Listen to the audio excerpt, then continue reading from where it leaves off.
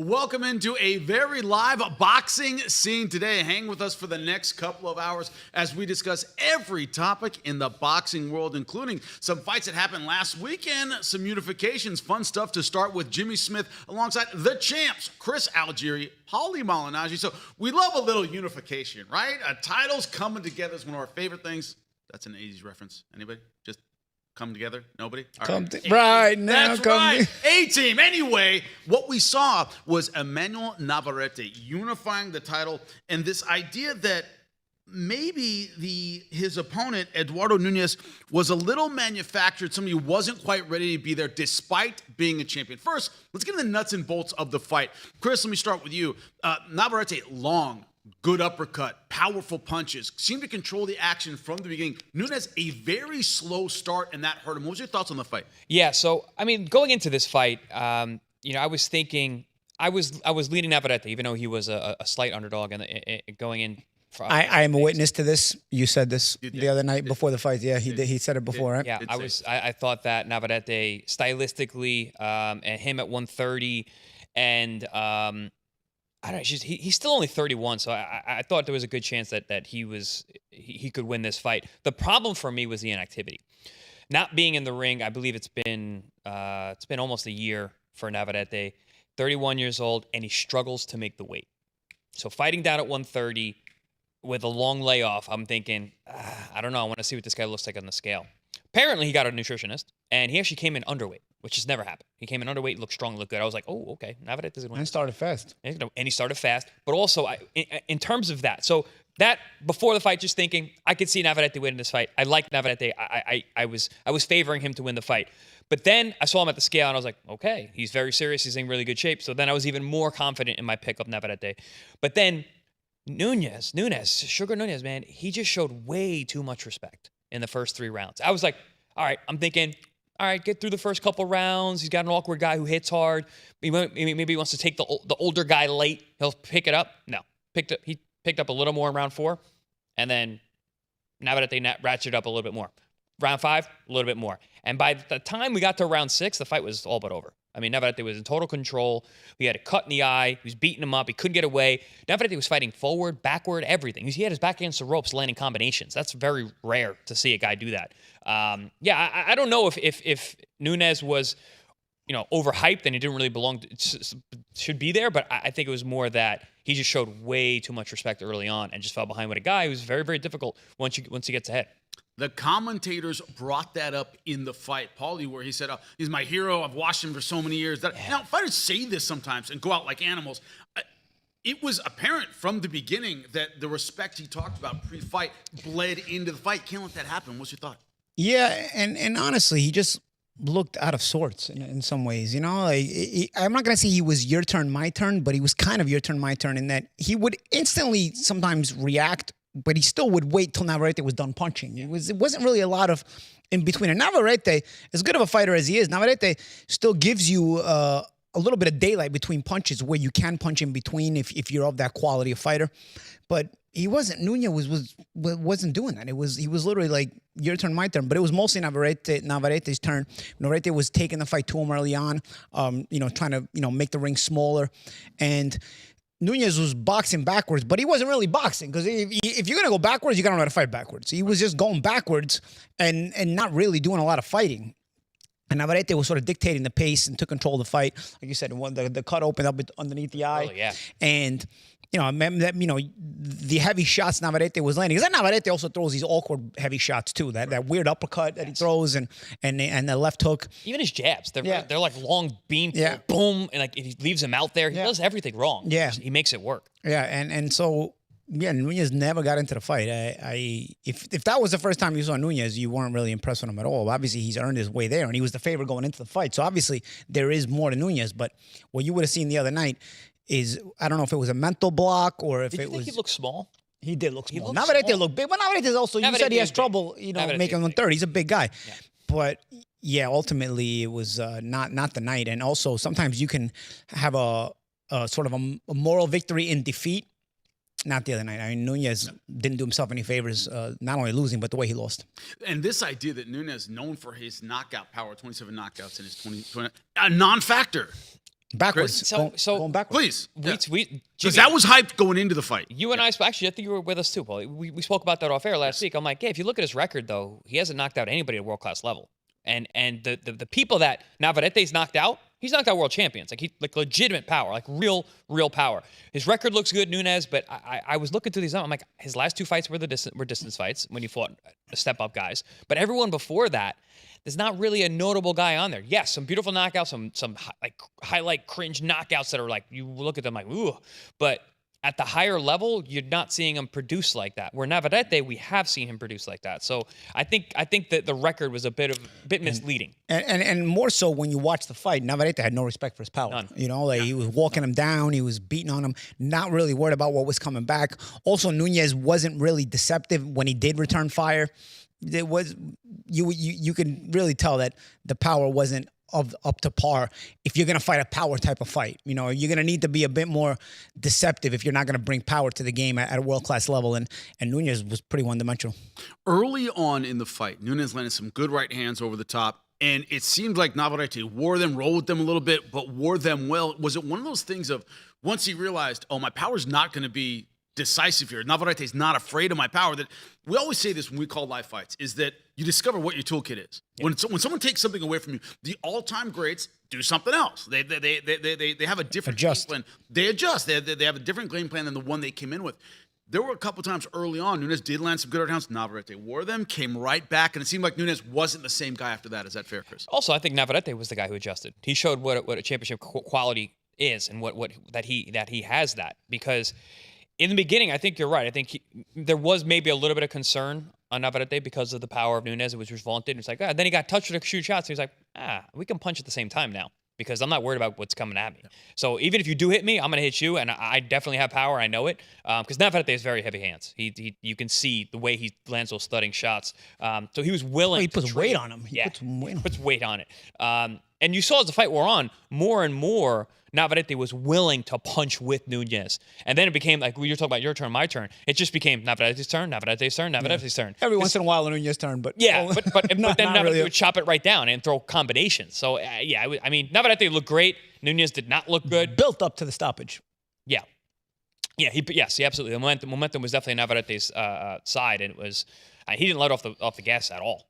What was your thought since you brought it up, Paul? And I think it's definitely worth discussing. The stoppage itself. Doctor had to come in and do it. Right eye completely closed. Couldn't see a thing. Doctor looked at it for about 2 seconds and went, yeah, this can't be done. And corner should have done a little earlier. The commentators were calling for that from the corner a round or two earlier. I mean, you could say it could have been done earlier, but also Nunez, again, is the guy who's the favorite, you know, so you want to give him a little bit of a chance to say, and he's got, fight. You know, it's a championship fight, it's a unification, right? And so all this kind of stuff, you look for an opportunity to say, okay, unification championship fight, and this guy's the favorite. Maybe he'll start looking like the favorite at a certain point. Maybe, you know, Navarrete will get worn down because he's a little older, maybe a little more shot-born. So you give him a little bit of a chance. I don't mind him being given that chance, but when it got stopped, by the time it got stopped, you were like, this guy's not going to do anything tonight anyway. You know, it's time. So I don't mind the timing of the stoppage. I you know, you got to give it a little more string, more 11th round, by the way. So yeah, a little more rope in those kind of fights, I feel, because they're of higher value and higher importance, and what's at stake is of higher value and higher importance. Is the story coming out of here, Chris, more that, and this has been the talk a bit around the boxing world, is Nunez may have been built up a little bit, wasn't as good as we thought he was, or is Navarrete just as good as we thought he was? What's the story coming out about? Was it a great performance, or was it a performance by Nunez that was lackluster, as Paulie said, looking a little flat? Probably a little bit of both. I don't know. I mentioned, you know, the power of Nunez in terms of him, you know, not having world-class guys on his resume that he did knock out. So maybe there is a little bit built up there, but he did legitimately win, you know, his title and fought quality opposition. But I also just think Navarrete's that good. I've called a lot of Navarrete fights. He's had some ups and downs, especially recently, more downs. But I think with him getting in shape, him getting a nutritionist, him making weight properly, all those things that he has in his toolkit were on display because I know he struggles with weight. I've been in fighter meetings with him, and I see him struggling. And I know he struggled to make 35. So a disciplined 31-year-old Vaquero is still a dangerous guy, and he showed why he has been so dominant for so long. And 30 is also not doesn't have as much depth as 135, right? Right. I mean, he can if he can hold the weight and hold it in a healthy way, I think he can, you know, really. I mean, Oshaki was there. Yeah. He was front row. And that's a good fight. You really have a different, difficult time seeing which way it goes, right? As opposed to 35. 35 becomes very, very difficult. But 130, you can have a little run here, even at 31 years old. I don't think he translates to 35. I think all of his assets, the height, the reach, the long, the long arms, the punching with. But they're also not as good at 30. The 135, the guys are very good right now. Yeah. Well, I mean, he got beat by Baranchik. Yeah. So and he just he didn't look good there, and he just had a guy who just outboxed him and didn't hustled him in some ways. Yeah. He didn't have the power that he had there. He didn't have that size advantage like he normally has at 26 and 30. Yeah. So like I said, I think the advantages really sit better with him at 30. And to your point, they're probably not as good at 30. The idea, of course, that I was going to get into, and you guys got into it, the future of both guys. Do you believe it is O'Shaquie Foster? Of course, you have James Dickens. He's the WBA champion. That's another unification. Interim champion. But Dickens is fighting Kakachi soon, right? Yes. And that's even that. Is that a unification as well? No, I don't. Kakachi does not have a recognized title. Kakachi doesn't have a title. Okay. So, but this idea of do you think O'Shaquie Foster is the the go-to guy, then the next step up, especially considering he was at the fight? Yeah, I think so, 100%. I think top rank as well, right? Yes, they're both. It's easier to make. Fight to make. There's a reason he was there. The reason that he was, being interviewed and it was, showing face. I think I was very smart. And again, like you said, it's top rank and top rank. They're on the same side of the street. Should be easy to make. But that's the fight. They are the recognized number 1 and number 2 in the division. Let's have them fight now, unify, and then we can go get Dickens later. Or Kakachi. Kakachi's tough. Or Kakachi. Yeah. You're right. I spoke too soon because Kakachi is very tough. Very, very tough. But another thing too, you have to look at Nunez in his career, what's going to take for him to build his way back up? Once again, could have been an off night. What do you see in his future? Get another title run at some point? What's your thought on it?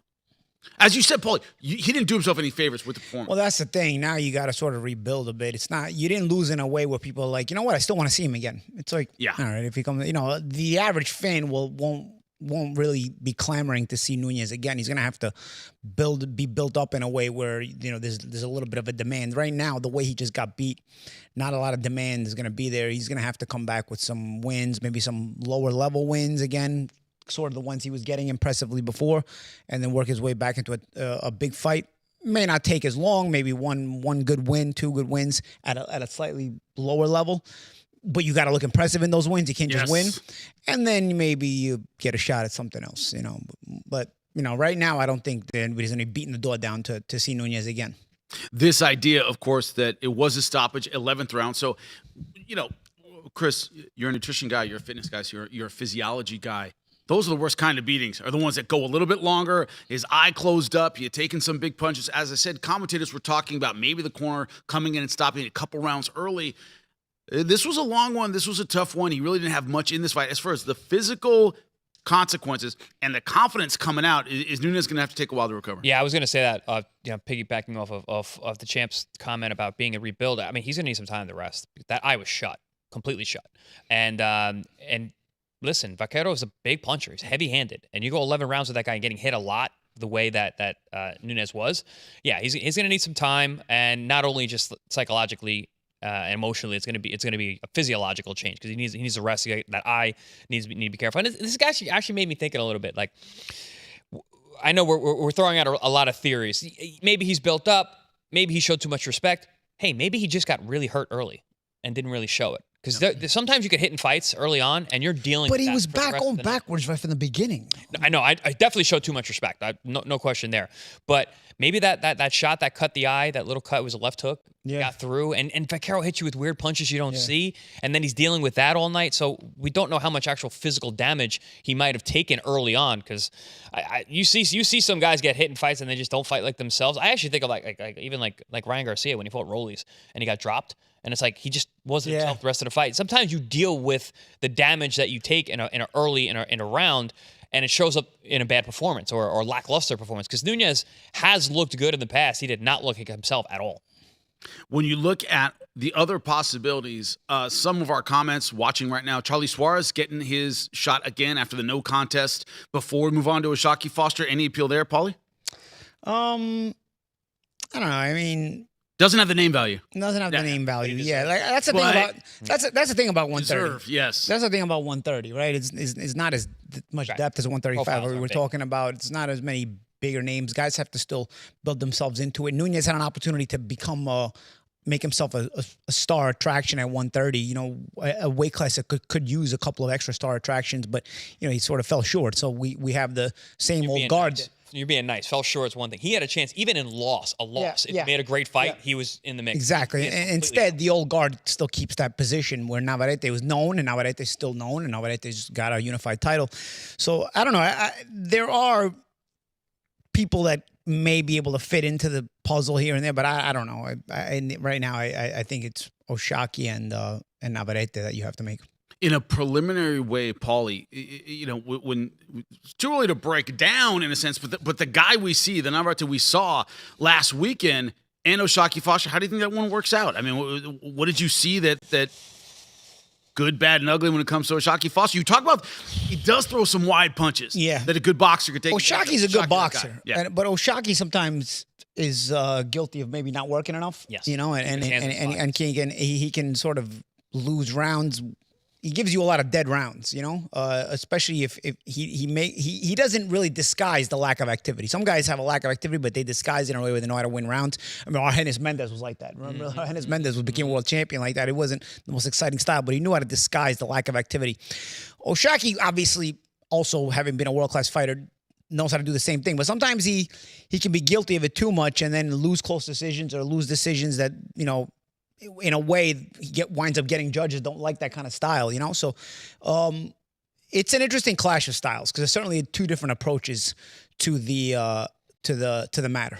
So, Chris, when you look at it, is it the boxing of Usyk Foster and take advantage of Navarrete, maybe throwing some wide stuff, some punches that, you know, that uppercut? A lot of times he threw from distance. We know about, you know, Evander Holyfield, Buster Douglas, how that worked out for him. He found a shot right in the middle, but this idea that he tends to throw some loopy punch from the outside. But as you said, he also tends to have an activity problem. Navarrete in that last fight, very, very active, throwing a lot of punches. Which strategy to you wins out? So this fight's very interesting to me. One, I rate Usyk very high. I think he's an excellent fighter, and I think that he gets overlooked a little bit in terms of how good he actually is. Good win he had over Fulton, right, recently? A dominant win. Fulton wiped him out. Didn't show up, but yeah, he dominated. He won every second of that fight. In a similar situation we had last with Navarrete. Yeah. For sure. But I think Usyk, you know, even his fights with Conceição, those were both great fights. I thought he won both. I don't know, you know, the first one I thought was an absolute robbery. But that's one of those ones where you're guilty of allowing the judges to sort of take it from you because they don't like a guy who's not active. He allows enough room to get robbed, which is a problem that he has. Sometimes you got to know how to go win a fight too. Yes. You know, there's a thing about that. You know, don't be out hustled in key moments, things like that, where it's like you don't have to look great in every second, but sometimes it's just a matter of don't let yourself be out hustled in key moments. People always say like, oh, well, I'm not going to leave it to the judges, and then they're going to, you know, that they always think that means score a knockdown. And this doesn't mean that. It doesn't necessarily not leaving in the hand of judges. Like you're going out there and you're going to dominate. Having the instinct. Yes, to not let them lay off. And Usyk doesn't do that. He's a little bit lax in that, but he's gotten better with that, especially with the Conceição rematch. But this fight is so interesting to me because of the style matchup, which you alluded to, Jimmy. Usyk is a counterpuncher. He got a brilliant jab. He's big for the weight class. He's super athletic. He's very reactive. And Vaquero is just really the guy we saw on Saturday is the prototypical Navarrete fight. He throws a ton of punches. He's very heavy-handed. He throws wild stuff from weird angles, but he finds a way. But also, if you really watch that fight, you saw how good his defense is too. Surprisingly good.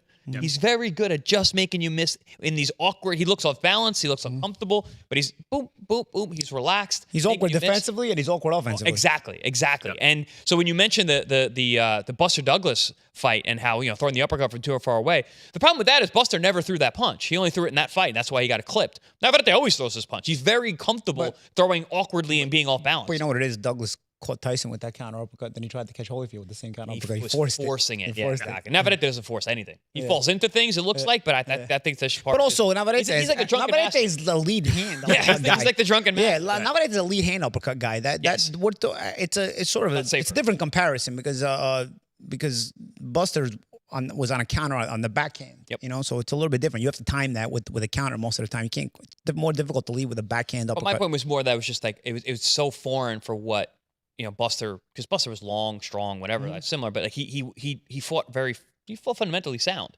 Navarrete doesn't. Yeah. He's very awkward. Yeah. He does it all the time. What about something that just ran through my mind? What about the guy we just saw on Pro Box the other night? Was it Vasquez? Didn't he have a loss to Cordina? Yes, he lost to Cordina. He lost to Espinoza. He fits into this little mix, Ford, right? As far as Ford as well. I in very, very close fights. I spoke to his management and trainers. I'm like, hey, is he just better at 30? Because he looked strong on 30. He looked physically, he looked good size for the weight. He obviously scored a knockout, which he only has 5 knockouts. That was his 6th. I'm like, hey, is he better off at 30? Because there's a lot of openings at 30. 26 is deep as hell. Yeah. If you don't have to compete at 26, he said, he said, the kid likes to run a lot. He's like a marathon runner. He probably runs too much, trying to get him to run less, and his weight came up, and he made some. I think he can. Yeah, he looked fun to me the other night too. That could be an interesting one. Obviously, they're probably going to make Oshaki was there. It's like you said, the same side of the street, so it's easy an easy fight to make as they're both promoted by the same side. But it's there's a couple of other names that can jump in there. I mean, certainly the way Nunez looked the other night. I mean, you could give Vasquez a shot, or maybe Nunez versus Vasquez. I like that. Yeah, maybe I like Nunez and Vasquez. Nunez versus Vasquez, and a chance for Nunez to jump back in if he gets a win over a guy like Vasquez, or a guy like Vasquez getting another shot because he's been competitive in his championship affairs. He is deserving, and he's getting older. I think that's why there's a big push for him because I think Suarez is like 35. But he had the no contest with Navarrete and was looking really good in that fight. So we can't really forget about him. A couple of moving parts in there. Right? Yeah. Well, there's a story. Speaking of moving parts, and actually a photograph and meme, an announcement that I swear to God I thought was fake. This is made up by fans. There's no way this is real. Rico Verhoeven, Oleksandr Usyk in May 23rd in Egypt. Now, first thing, right off the bat, Paulie, do you know who Rico Verhoeven is? I mean, not. Can you tell me 2 things? I mean, I know, but I don't know. I know of him. Yeah, I know of him. Okay. But that's about where it ends. I couldn't tell you. I couldn't break him down for you. The reason I ask, I'm an MMA guy. Called a lot of kickboxing. Chris Algieri, a former world champion kickboxer. We know Rico Verhoeven backwards and forwards. Glory heavyweight champion. He's Dutch. Great kicks on the outside. Very big. I know Dutch guys are very good kickboxers. A lot of them. Paulie knows that. Ernesto Hoost, right? Ernesto Hoost, one of the greatest of all time. Ramon Deckers, Rob Kaman. I could keep going. Yeah. He's the heavyweight Rest goat. in peace, Rob Kaman, right? Yeah. Paulie, he's the heavyweight goat. He's the heavyweight goat. He is the heavyweight goat. Absolutely. Rico Verhoeven is the heavyweight goat. He hasn't lost in 11 years. He's beaten everybody. He's fought all the old guys, the new guys, everybody in between. He beat. So basically, there's nowhere to go except boxing because nobody can beat him. Or he's already him and Usyk. If you really compare their careers, they're kind of similar because in terms of dominance in their own beating field, the same guy over and over again because they're the best. So they keep getting back up there and you just beat him again. Like Hagler style. Yes. The way Usyk has. Usyk has the 2 wins over Josh. He's got the 2 wins over Tyson. He's got the 2 wins over Dubois. Verhoeven is similar in that way. And they fight a lot more in kickboxing, so that just makes more sense. Yes. Errol Zimmerman, he fought a bunch of times. All right. So what are we building to here? Tell me more. Right. So here's the deal: is you have somebody who is very, very famous in their particular niche. But the niche is not very big, first off. Kickboxing just in the United States is not very big. It's big in Europe, though. Big in Europe, but... 2 Europeans? That's what I was thinking, Paul. You kind of pulled it right out of my head. First, I was thinking, look, kickboxing, I know kickboxing. First thing I thought is, who is this marketed to? I mean, but, is it, kickboxing fans? It's taking place in Egypt. It is kind of big in the Middle East. Who's excited about this fight? So it's a crossover fight, right? You're getting 2 different sports fighting each other. So you have a crossover allure. The problem is that I don't think there's a crossover in fans market because everyone who watches kickboxing watches boxing. It's not the other way around. It's not like MMA where it's like MMA people don't watch boxing, right? So when you had the crossover fight with Floyd and McGregor, it was like, all right, well, we're getting access to different fan groups. So a lot of those MMA fans don't really watch Floyd, but also it's Floyd. It's big enough. They're like, I know who that Floyd is. That's a great fight. So you got that crossover. This I don't see really panning out.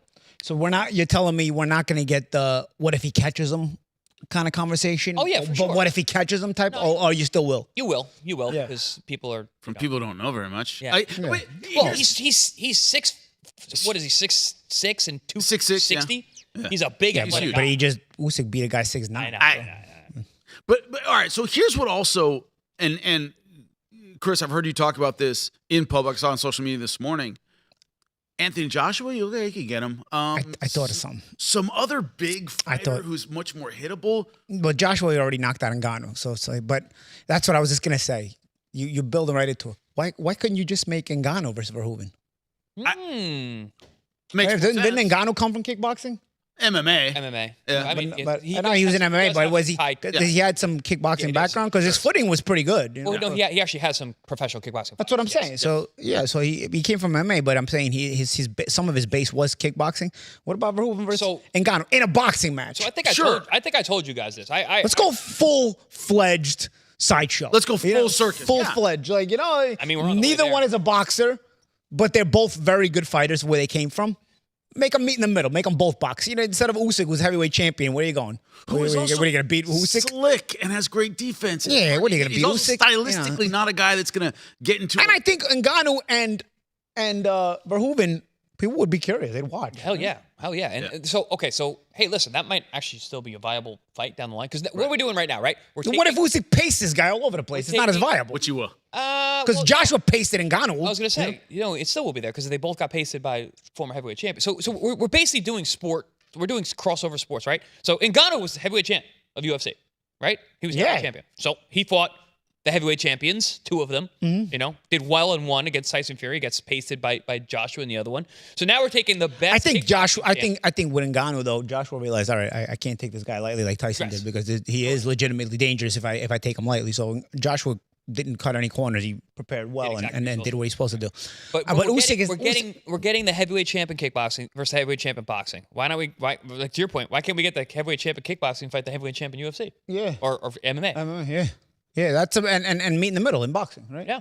Because meet in the middle. Because with Usyk, you're not gonna get a Fury situation where he's gonna kind of half-ass it. You know, Usyk's mindset is just disciplined constantly. He's like those Easterners are built mentally different. You know, or they're bred mentally. They're not built mentally, but they're bred. Their brains are bred mentally differently throughout their whole life. He's gonna prepare for Verhoeven like he prepares for anybody else. 100%. You know? And so. You're not going to be able to catch him off guard. And that was, I think, what you were alluding to, Jimmy. Because people are asking me, like, "Oh, you're from kickboxing. You're a world champion in both sports. You were able to win a world title in boxing. So you got to back the kickboxer, right?" And I'm like, "No, I don't see how he beats Usyk." Yeah, because most of the time it doesn't happen. Like the guys who won kickboxing world championship and won boxing world championship, you can count on one hand, right? So yeah, it's myself, Troy Dorsey, and Lipinets, and Vitaly Klitschko. Lipinets wasn't. Klitschko started out. Lipinets was a high-level kickboxer, but I don't think he held like a universally recognized professional world title. And there are a million of them. Yeah. So kickboxing. So Troy Dorsey, myself, and Vitaly Klitschko all had major titles. All had the ISK world title. Okay, so that's what I'm saying. So it's more rare because a lot of kickboxers have tried their hand at it and come up short against champions. Jarrell Miller is a former glory in K1 fighter. Yeah, so you know what, Jarrell? I forgot about Jarrell. Yep. And he's pretty high level in boxing, but he's not been able to win a title. Yeah, so that's the thing. So me saying like, no, I don't give him a shot. It's because it's Usyk. If he were fighting, for example, Anthony Joshua, I would be like, oh, this could actually. Think so? I could see how this guy. Yeah. Even if Joshua were coming prepared the way it was, because Joshua comes prepared, bro. He does, but he would be. I could see a path. And Joshua's mean too. I could see a path to victory for Verhoeven if that fight, because the way that Verhoeven actually fights, he's not a big puncher. He's a smart technician, but he's also super tough. If he gets his eyes shut, he'll get dropped. He gets up, he finds a way. He's just that kind of guy. Heavyweights are different. You know, heavyweights. Yes. Yeah, they heavyweights hit you. The lights go out. Well, but Jimmy, you know this. In kickboxing, those guys knock each other out all the time. All the time. Yep. Yeah, and nobody's done that to Rico. Yeah. Rico is the only heavyweight that has not been toppled the way all the other guys have. And you know what? Usyk's not that kind of puncher. Exactly. Cruiserweight, so we had an interesting statement. Papi Chonayo on our chat online said, should Usyk be stripped of his titles for this? Paulie, you've always been hey, you don't get to take vacations of the champion. You always have to fight the best. Yeah. Is this a little of a Canelo move? This is Harvey Dent in Batman. You either what's the exact saying? What was it? You fight. I'm like, where is Paulie going? No, No, the two-face thing, because you either fight the opposition long enough, or quote something like that, or you live, or you die here, or live long enough to become the villain. Exactly. And this is Usyk becoming the villain here.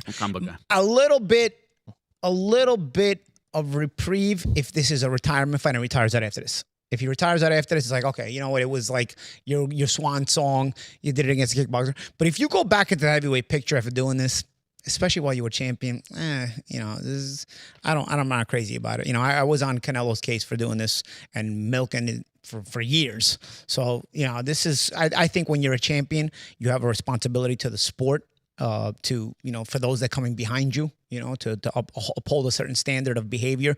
You have to, a certain responsibility to the fans as well. And so I'm not a fan of this kind of thing, If he does it and then retires, it's like, okay, I still don't totally defend it because you're still champion, but at least you're like, all right, it was your swan song and you let it go, But I don't know. With Usyk, he might very well do this and then come back and fight again. I'm not sure, But my question for you, let's go to you, Chris, is if you were going to retire, wouldn't you have done it after the Dubois fight? After, once again, you've doubled up on everybody. All right, it's time to go. Rico Verhoeven is your swan song? Like, No, you know why? Well, Mayweather had McGregor, Yeah, right? yeah. You know why? Please. Money. What? If he Yeah. retires after Dubois, maybe this fight doesn't even come up. Also, Right. if he relinquishes the titles, maybe the dollar amount's not as high. He's got something. He is the current heavyweight champion of the world. Yeah, as long as he Champ. retires after this. I agree with you. If he relinquishes his titles, if he retires, if this is part of his swan song victory lap, 100% he's earned it. Make the biggest money possible. To me, though, when I saw this, and similar to you, Jimmy, I thought this was no way this is happening, but it is, obviously. I'm thinking, oh, man, maybe Usyk really is done with real fights. He doesn't want to fight the guys coming up. Maybe this is the start of his swan song, his victory lap. Because you got Aget Caballel with a huge fan base in Germany. That fight can be made easily. I thought it was going to get made. Me too. Yeah. And now, if you're Aget, how do you feel? You're getting bypassed, for a guy who's 1-0 in boxing. And he may never actually get the Usyk fight. So it just depends what Usyk wants to do with this, because he's in the driver's seat. Yeah, as long as you don't milk it, bro. You can't milk this kind of thing. It's like, again, responsibilities on you. I was, I couldn't. Canelo did this for years, and it drove me nuts because you're holding titles hostage and all this other stuff. In this situation too, you got Caballel, who probably deserves a shot. You got the heavyweight division still moving around, and the guys trying to get in position for title fights. If you're avoiding all of them and you're doing Canelo thing, I'd like to think Usyk at his age is probably has one eye on retirement, and this might be the last one. But if it's not, it's like, what's that texting? GTFOH. GTFOH. But the social bandit just wrote us in the chat that Usyk deserves all the criticism he's getting. He's kind of holding the division hostage. You talk about Wardley, you talk about everybody else in the division. He's holding it up a bit. Chris, is it a similar vein that he's holding up for one fight? As you said, Paulie, Canelo did this for a campaigned at it. He almost campaigned at it, right? That became part of the pattern of his title reign. Yeah, that was shameless. Yeah, but Chris, we'll see will you what give Usyk it takes one, right? If he goes back, is this the idea of, all right, this is a one-off, okay, we'll take it, as long as he goes back to serious opposition afterward? In for a penny, in for a pound. Come on, man. If this we shouldn't allow this to happen. If you are a unified champion, you should be taking on all comers. You shouldn't be able to bypass and take a money grab. Standard upheld for the sport. Standard needs to be for upheld. Boxing, for the fans, for the fighters. Standard has to be upheld. If you let him get away with one, what's the difference? You can do it for more, and now you're going to strip him after. No, you've already held up the title. So one fight in the heavyweight division is 6 months at least. Yeah. At least 6 months. Yeah. So it's We're one not- fight. So you're we're holding not- up every other contender's dream. That's a great point, champ, because back in the day, you look at the champions of old, they would have non-title fights in between title fights, but they were fighting every month, dude. So it's like, fighting you for a take couple a non-title fight, take a I think non-title. Ali was doing exhibitions while he was champion. Yeah, right? take a non-title and then still fighting 4 or 5 times a year, even back then, Yeah. So, you take a non-title fight in between a title fight, it's, I don't know, I don't know, man. This day and age, I don't think You can't do it because there's too much space in between. Too much time is lost, and think too much can change. When you're the undisputed. I know Wardley has a WBO. He was stripped of that, whatever. But that's holding up a lot of belts. That's holding up a lot of careers. That's holding up all those contenders. So it's I don't like how that can gum up the division like we saw with Canelo.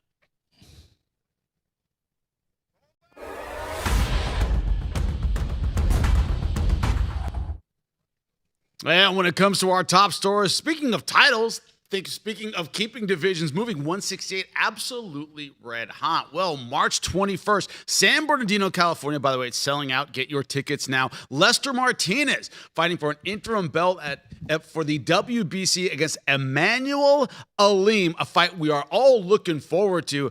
Emanuel Alem is going to be joining us, and we will discuss his preparation, his thoughts about this fight. He is on actually right now. Get to talk to him. Emanuel, thank you so much for joining us, man. And thanks for having me. Hey, no problem. I'll talk about the preparation you've had to get ready for this fight. We know about how dangerous Lester Martinez is. He had a high-profile fight last time. How's the preparation been for this fight, man? It's been great. Preparing how I've always been preparing for the last couple of years. I've been winning a few titles. Got the first DMV title recently over Demar Nicholson, and now this is a fight I've been looking for to get closer to a world title. Emmanuel, you're always a guy that shows up. That's why we had high praise for this fight. Obviously Lester's on a hot streak. Lester is the guy people looking at, but you're not one of those guys that ever shows up just to show up, just to happy to be here. You're always a guy that shows up to fight, throwing big shots. What was the reaction in your mind when you got the call for this fight? What was your feeling? Yeah, this is exactly what I was looking for. I grew up watching Ali and Frazier. Frazier is one of my favorite fighters, so I looked to have a championship pedigree, and this was something I was aligning in my path for the last few years to get to the top 15 fight to get to a world title. I see Billy I got elevated to champion. Lester Martinez name that came across the table, and it's exactly what I was looking for. Yeah, Emanuel, how familiar are you with Lester? Obviously, he really broke onto the scene with that Christian and Billy fight. But how familiar are you with him and Pro Box? And is this a guy that you've actually been targeting, or is that this name came up and you're like, oh, I got to do my homework? Yeah, I didn't know too much of him. I know that he was ranked up. I think he was like top 8 at the time. I think he's number 3 now, I believe. But I think we was looking at Luka Plantic and somebody else. I think they call him the Bully. He was another person that was supposed to be an alpha. Yeah, and he just fought recently. So then Lester's name was definitely. When he came up, I didn't know too much of it, but it's worth my while to have him and then Billy. Yeah, we again, following what the champ was saying, we're very familiar with you. We know you fight. When this fight got announced, I was like, ooh, this is a good fight, because the Christian and Billy fight, Martinez and Lester fight was fantastic, and there's going to be some similarities there because you like to be in the pocket and fight. But I actually think, and we talked about this, I think you might actually be a little more dangerous than Christian, because you're deceptive with the shots that you land, where Christian's right at you. How do you feel how your style matches up with Lester? I think it's perfectly. It'll just be for me to go out there and display what I've been trying to show my whole career. I'm one of the best. I am the best super middleweight in the world. I'm going to show that on March 21st. When you look at the crowd support, last time we were in San Bernardino, California, Lester Martinez was there. I've never seen so many Guatemalan flags in my life. The pop he got from the crowd was absolutely incredible. A ton of energy in there. Whether it's for you or against you, how do you like fighting in front of that kind of crowd in that kind of environment? I love it all. I love to make it a real packed show. I love to have it entertaining. So if you look at my past fights when I had Vidal, and that was in San Antonio, I believe, when Charlo had fought Castaño the first time, and that crowd was amazing. So I look forward to have that same type of energy going to this one. I know even more with the Guatemalan people. They all over my page now. Hey, Mayo, that's the thing about you, man. It hasn't really been picked for you in a way where you've had the yellow brick road to get to where you want to be to accomplish your goals. You've had to do it in the old school way, man, taking on tough fights, being called against guys who you get put in difficult positions. You came on my radar when you knocked out Kidrov years ago, and I was like, whoa. I was like, Kidrov was a big name in New York. He was coming up, and you came and did a number on him in New York. I think it was Barclays Center. And that was when you first came on my radar, like, this kid. And it wasn't the way that the fact that you beat him, it was how you beat him. It was that you give no respect, no matter somebody's reputation. You're a fighter through and through. So, tell me the way you've been bred in this business, the way you've been bred in this sport. how advantageous is it to you now going into this fight? Because maybe somebody else who hasn't stepped up as much as you you go into this big step up fight, and it can be a little bit overwhelming. We have questions about how he's going to show up. But with you, the reason I was excited about this fight, and the reason Champ was talking about the way he was excited about this fight, is because we know you show up to fight. Because how much of that is because of the way you've been bred into this, and no favors have been done to you. You had to earn every step. I mean, this is exactly what I've been born and ready to do. As a kid, I started at 12, and I grew up watching Muhammad Ali and Joe Frazier coming up. So I've always knew to this degree this would be the level I need to become at. My career didn't go the way I wanted it. Water under the bridge for that. Again, that's a whole nother story. But to say I'm here now to be contending 2 fights to a world championship, this is another world title. I'm happy with where I'm at. I'm ready to display my skills and show that I'm the best fighter in super middleweight division, because I've been waiting for this moment for almost all my life. So just another stepping stone for me to go out there and do. I'm still a current champion, been a current champion for the last 2, almost 3 years. So just ready to add another belt to the collection. And one more thing, just like question, nuts and bolts. How's camp going? Where are you training? What kind of sparring you've been getting in preparation for this fight? And how much time have you had, to prepare? Training been going great. I'm in Richmond, Virginia. This is our home base where my father and our family has a gym, Ninth Dimension Sports Circle. So we've traveled from here to DC. DC, a place of many champions that's all over, and the DMV in this area, or DC, Maryland, Virginia. You got Keyshawn and them down in Norfolk. You got Javante out there in Maryland. Well, I don't know where you live at now, but basically this hub in that circle. But training been going great. Like I said, we had a few offers. I was there. The backup beat guy was an offer, if that's his name, if I'm saying it wrong.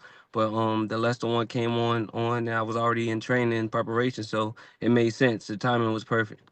Emanuel, before I let you go, man, what's your message to the Guatemalans right now? You said they're all over my page, man. What's your message to Guatemalan fans? Can't wait to see your face on the 22nd. Good luck to you, man. We'll see you in San Bernardino. Appreciate you, man. Thank you. All right, Chris. You don't always do it, but make the face a little bit. Because when I look at Alem and I interview him, there's certain things you look for, and it's like a guy who says, I'm not happy to be here. This is my opportunity. This is where I belong. This is where I should be. This is exactly, where I want to be in my career. He has that edge right now, 100%. Yeah, I'm glad that we had him on here to speak with him, and the way his energy seemed really good. He seemed like he's in a really good place. To hear that he's had a lot of time to train, and that they said it's just perfect timing. It just shows you that, for one, on paper we heard this was the fight that was going to be made. We both were like, yeah, good. This is good. This is a really good fight. But then you see his reaction, his energy, his training, and you're like, all right, we're gonna get what we were hoping for, which is a very, very good fight. And it's a perfect main event for our Pro Box TV in terms of what the fans are used to. But also, I think it's really important, if Lesser is going to be that guy, if he is going to be the guy who's going to be contending, for the Canelo sweepstakes or getting a title off of a guy like Christian Billy, you're going to have to beat a guy like Alem, and you're going to have to do it impressive, and you're going to learn a lot being in the ring with him. Or Alem knocks him off and moves forward, and that's that his career progresses and towards his ultimate goal. So this is a really important fight for both guys, but in a way, it's a bit of a crossroads as well. What I'm curious about is, you said it, Paulie, your metaphor was a yellow brick road. Everything was set up for you to be champion. Now, I'm not saying Lester Martinez had that perfect yellow brick road, but he's been on a lot of people's radar for a long time, was a talented amateur, has a whole country behind him, so a little bit of that niche celebrity. Even the yellow brick road, you still got to be good to get it. You got to be good. Not everybody gets the yellow brick. Even there's still bricks missing in that road. Yeah, the thing is, when I say yellow brick road, is guys get sort of a more direct path to the title, or get brought up in a way where it's more advantageous to them. But the reason that happens is because they get signed by big money people, big players in the game, because they already have that reputation coming out of the amateurs, and then people want to, invest in them. So when you get heavy investment in you, automatically you get that yellow brick road. But you still got to perform. Yeah, you still got to perform. You still got to look the part. It's not just about winning when you're on the yellow brick road. You got to win, look dominant, look impressive constantly. So there's a different kind of pressure there too. But it's still an easier road to the top than, say, an Emanuel Alem guy who can fight, but has sort of been overlooked in a way. So now anytime, any opportunity he's had to take, it's been sort of on a B-side comparison where he's had to pull off an upset. Not really rewarded if he does pull off the upset. He's still always in that teetering zone, but he's good enough to hang around. He's been good enough to hang around and prove that you got to be good to beat him. You can't just, if you're a pretender, Emanuel Alem knocks you off. You know, if you're a guy, even if you're not a pretender, even if you're a guy who's pretty good, but not the guy that people say you are, and Emanuel Alem knocks you off. What I was impressed about here in speaking to Alem is the emotional stability, because he's been here already. He's been in these positions already. It's not like he's a pretty good fighter who has a pretty good record, and you know what? It's going to look like a nice sparkly record on Lester Martinez's record if he beats him, because you know what? We're just looking to make Lester get a win and get him back into the bigger fights. This is actually a race fight because we know what Alem brings to the table. You know, even if he's not the sparkling record guy, every single time he steps up and fights, he's been there before. He always shows up, throws big punches, isn't scared of fighting the mud, isn't scared to fight in the trenches, actually relishes it in a lot of ways and can knock you off in that way in a lot of ways. And Lester's a guy who fights in the trenches. Lester believes in his power. Lester has a lot of power. But Alem can also hurt you. Alem comes to hurt you. Alem shows up with that game face, with that attitude. But the emotional stability that I see in the interview when he's talking, it's because he's been through this already. You know what I mean? This is not a guy who's, 20-0, but we don't know how he's gonna show up on the night of the fight. Was he gonna be a deer in headlights and he hasn't stepped up? No, Alem has been in these kind of situations, cried against him, B-side, a guy who's looked at like he's the part, and sometimes he's even won. So, you know what? If you're a real one, you're going to knock off Alem, but it's still not going to be easy. But if you're not a real one, or even if you're a real one, but not that kind of real one, Alem knocks you off. And Alem shows up to do it every time. He never shows up with that half-ass attitude, because in his mind, he still has goals he wants to accomplish. He still has goals he wants to push himself for that he has not yet accomplished. And he sees in front of him that are accomplishable. And this is a big ticket to getting to those goals. Beating Lester Martinez will be a career best win for him. What I'm curious about is now Lester Martinez is dealing with something he hasn't dealt with before, which is a step-down fight. And what I mean by that is he was on the undercard of Canelo Crawford. It was Christian Mbili for a lineal title against a very well-known name. He had a fight of the night, WBC fight of the year. This idea that this, in a lot of people's eyes, would be a step-down kind of fight. Lester hasn't had one of those yet. It's always been a way. Carlos Gongora was before that. This was a tricky veteran with, Joe Sean James. There was a lot of build-up to that one. And now, for the first time, Chris, let me ask you, he has to mentally face, maybe this isn't the guy I wanted to fight on the stage I wanted to fight. I can do it, but this is really where I want to be. Is that a mental test for Lester Martinez as well? I actually see it a little differently, Jimmy. Please. So Lester doesn't have the ability to think about this being a step-down fight. He's at the stage, and champ, you've been there too. Every fight's a world title fight. Until you're a world champion, you get to a certain level, every fight is your world title fight. Because if you lose any of them, you're not getting that shot. And I remember being, 17, 18, and I was like, my only shot, because I wasn't one of those guys in a big promotion that was going to get me into a position, just like Lester's not, is you can't lose. You can't have a bad night. So there are no step downs. So you're fighting for your world title every single time. So I look at more, not so much that Lester is now, quote unquote, on paper fighting a step down fight. I think it's more Lester dealing with the newfound fame. People know who he is now. He talked about it on our interview. There's expectation now. Yeah, there's expectation now. There's stress now, and also people know who you are. People are going to be tuned in. There's going to be a sellout when we fight in San Bernardino, when he fights with Alem. The microscope is bigger. People saw him on a fight against Christian Mbili, and like, wow, a lot of people thought he won that fight. Christian Mbili is a top dog. This guy's for real.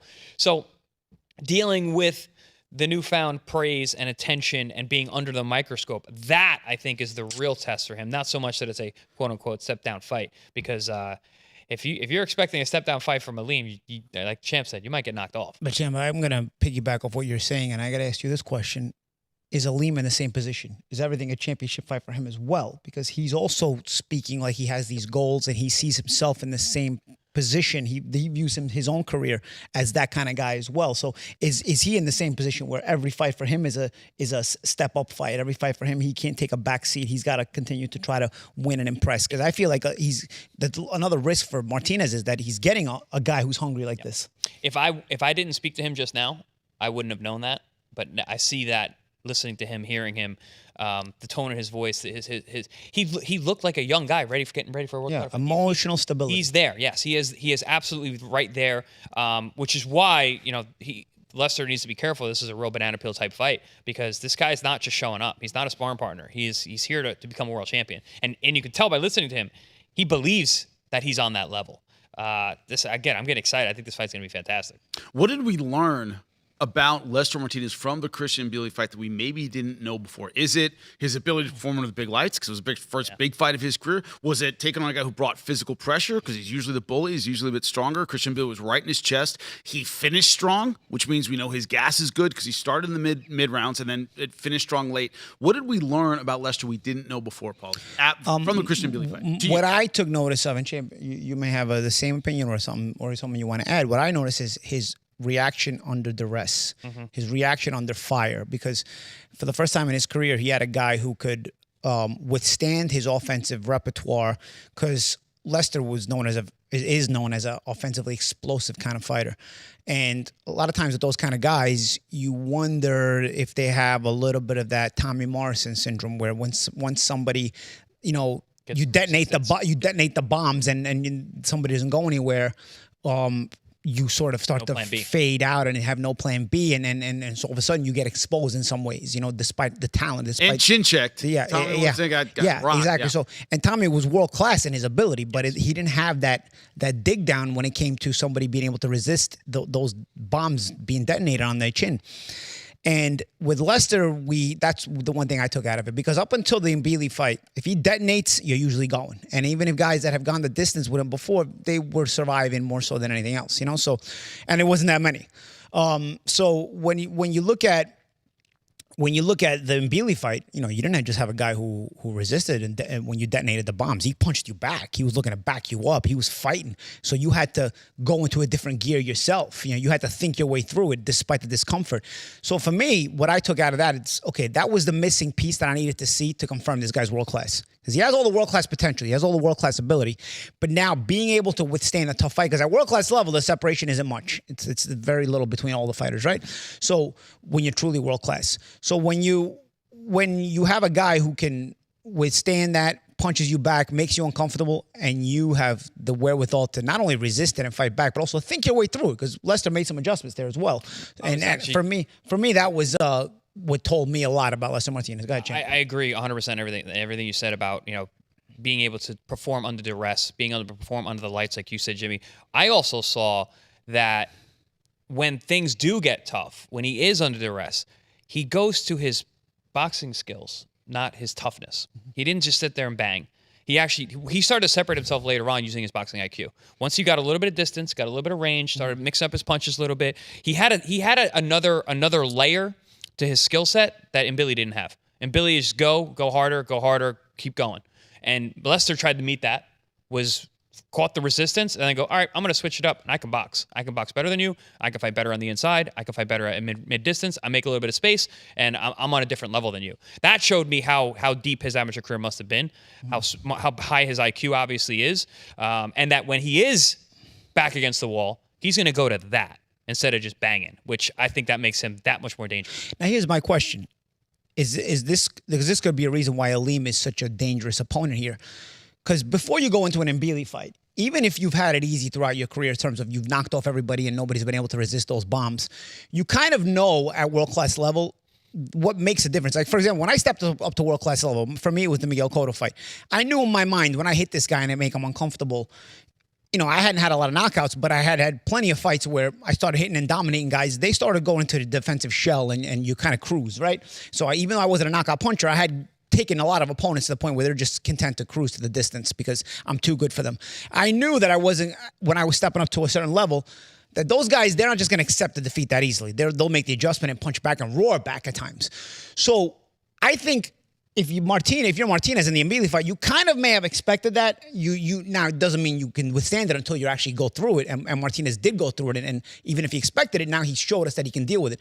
But with Alem, sometimes there's that subconscious where you're not sure, or you don't get your mind to that point of expecting that kind of firing back, that kind of resistance the same way. And that's where and it's subtle. It's not like Lester goes into the fight and just underestimates somebody, but it's like you just came off the elite, the Mbili fight. It was on a huge card, like you said, Jimmy. I've never seen that from Lester. You know, we've had him fight on very. But do you expect that kind of resistance from Alem if you're Lester? Like, and what happens if you start getting it? When not only he's hanging in there, but he's pulling the plug out of the grenades and dropping them on your chin himself. If Lester doesn't expect that from Alem, he made a mistake. But also, I don't necessarily mean, even if he does go in there with that mindset, I don't necessarily mean that he's going to fall apart if he does get resistance, because he has been in there with the Christian. And I see what you're saying, because in Billy, you know he's coming with that. Yeah. You're gonna meet head on with him. Yeah. And Lester may not know that you're gonna get that from Alem. But if you know Alem, like you and I know him, like we've seen him, like I'm sure Lester's doing his homework, like his team is looking at. They know this guy's gonna come with resistance. This is not gonna be a walkover fight, and I have to understand that Lester understands where he's at in his career and what he's got in front of him. He has a big obstacle in front of him. He wants to be a world champion. Well, he's got to deal with Emanuel Alem, who's right in front of him, and I don't think they're going to expect anything less than a stiff challenge. And I'm talking about his team as well. You know, we got Bulmac in the corner. He's a fantastic guy. He knows Alem too. It's not like these guys don't know what they're talking about, know what they're looking at. They know there's going to be resistance here. Yeah, but does Emanuel Alem, in your opinion, Paulie, I'm going to start with you, have the physical tools? Eubank's a strong dude. Yeah. Has no problem being in the pocket, big, broad, a little bit shorter, stockier. Does Alem have the physical tools to make it that kind of fight? I don't know if Alem's as physically strong as Mbili, but I think he can be a bit more crafty. And Mbili's discomfort, the discomfort Mbili brings is a pace, staying in your face, making it physical because he's physically strong. He's like a fire hydrant, you know, like super strong. So that kind of resistance and intensity and ferocity tests your mental fortitude as well as your physical ability. You breathe. Yeah, that's what I'm saying. So it tests your mental fortitude a lot. With Alem, not that it doesn't test your mental fortitude, but there's a bit of more craftiness in there. With Alem, there may be some stepping back to step back in, some sidestepping to create something a little bit differently, a little bit slightly more creative. Listen, he's not a slickster, Alem, and I'm not calling him a slickster, but he is a crafty guy in that I think he's a bit more adept at setting up a shot that can catch you blind, a big shot that can catch you blind. While with Mbili, I don't know if anything's going to catch you blind, so to speak. He'll just overwhelm you. And so you kind of expect everything he's throwing. Everything he throws is hard. With Alem, there can be I'm going to take something off here to set something up harder here. You know, there can be some of that off-speed stuff to create more power detonated in the follow-up shot. So I don't know if it's more of a matter of physicality, because Alem has fought at smaller weights. Some of his best performances were smaller weights, right? The Kitrov fight was at smaller weight. So, but there may be slightly more craftiness. He's a different kind of fighter. And I'm not saying he's better or worse than Mbili. Obviously, you probably rate Mbili higher at this moment. But there's also a trickiness to a guy like Alem to what he does. What does Alem prepare Lester Martinez for? Should Lester Martinez win in terms of bigger things at 168 pounds? You talked, Chris, about him learning something in the ring. Who out there, 168, and a lot of great names, Canelo being, of course, one of them, and, of course, taking on Christian Billy later in the year, this idea that every fight gets ready for that next step. That's what you said on the way up. What does this fight get Lester Martinez ready for at 68? So, and this is going to go with a lot of the things the champ was just talking about when it comes to the trickiness and the ability to plant landmines that Alem can do. And no, I think Christian Billy is higher level than Alem, and he's shown that. But I also said, I said that to Alem when we had him, I think he's probably more dangerous because he will set those traps and detonate, like you said, those landmines in places that you might not expect. So I think what Lester learns from this time he's going to spend in the ring with Alem is that you got to be careful. And you gotta dot your I's and cross your T's because these guys are dangerous, man. You get to a certain level, it's one mistake and you're waking up in the dressing room kind of stuff. So I think Alem is that kind of guy, and he's going to prepare Lester that he can't sit on his laurels. Yeah, he's going to be there. Yeah, I'm going to be able to hit him, but guess what? He's hitting back, and he can hurt. He's potential to hurt me and finish me. So I think he's just going to understand that at this level, you got to be really locked in no matter what.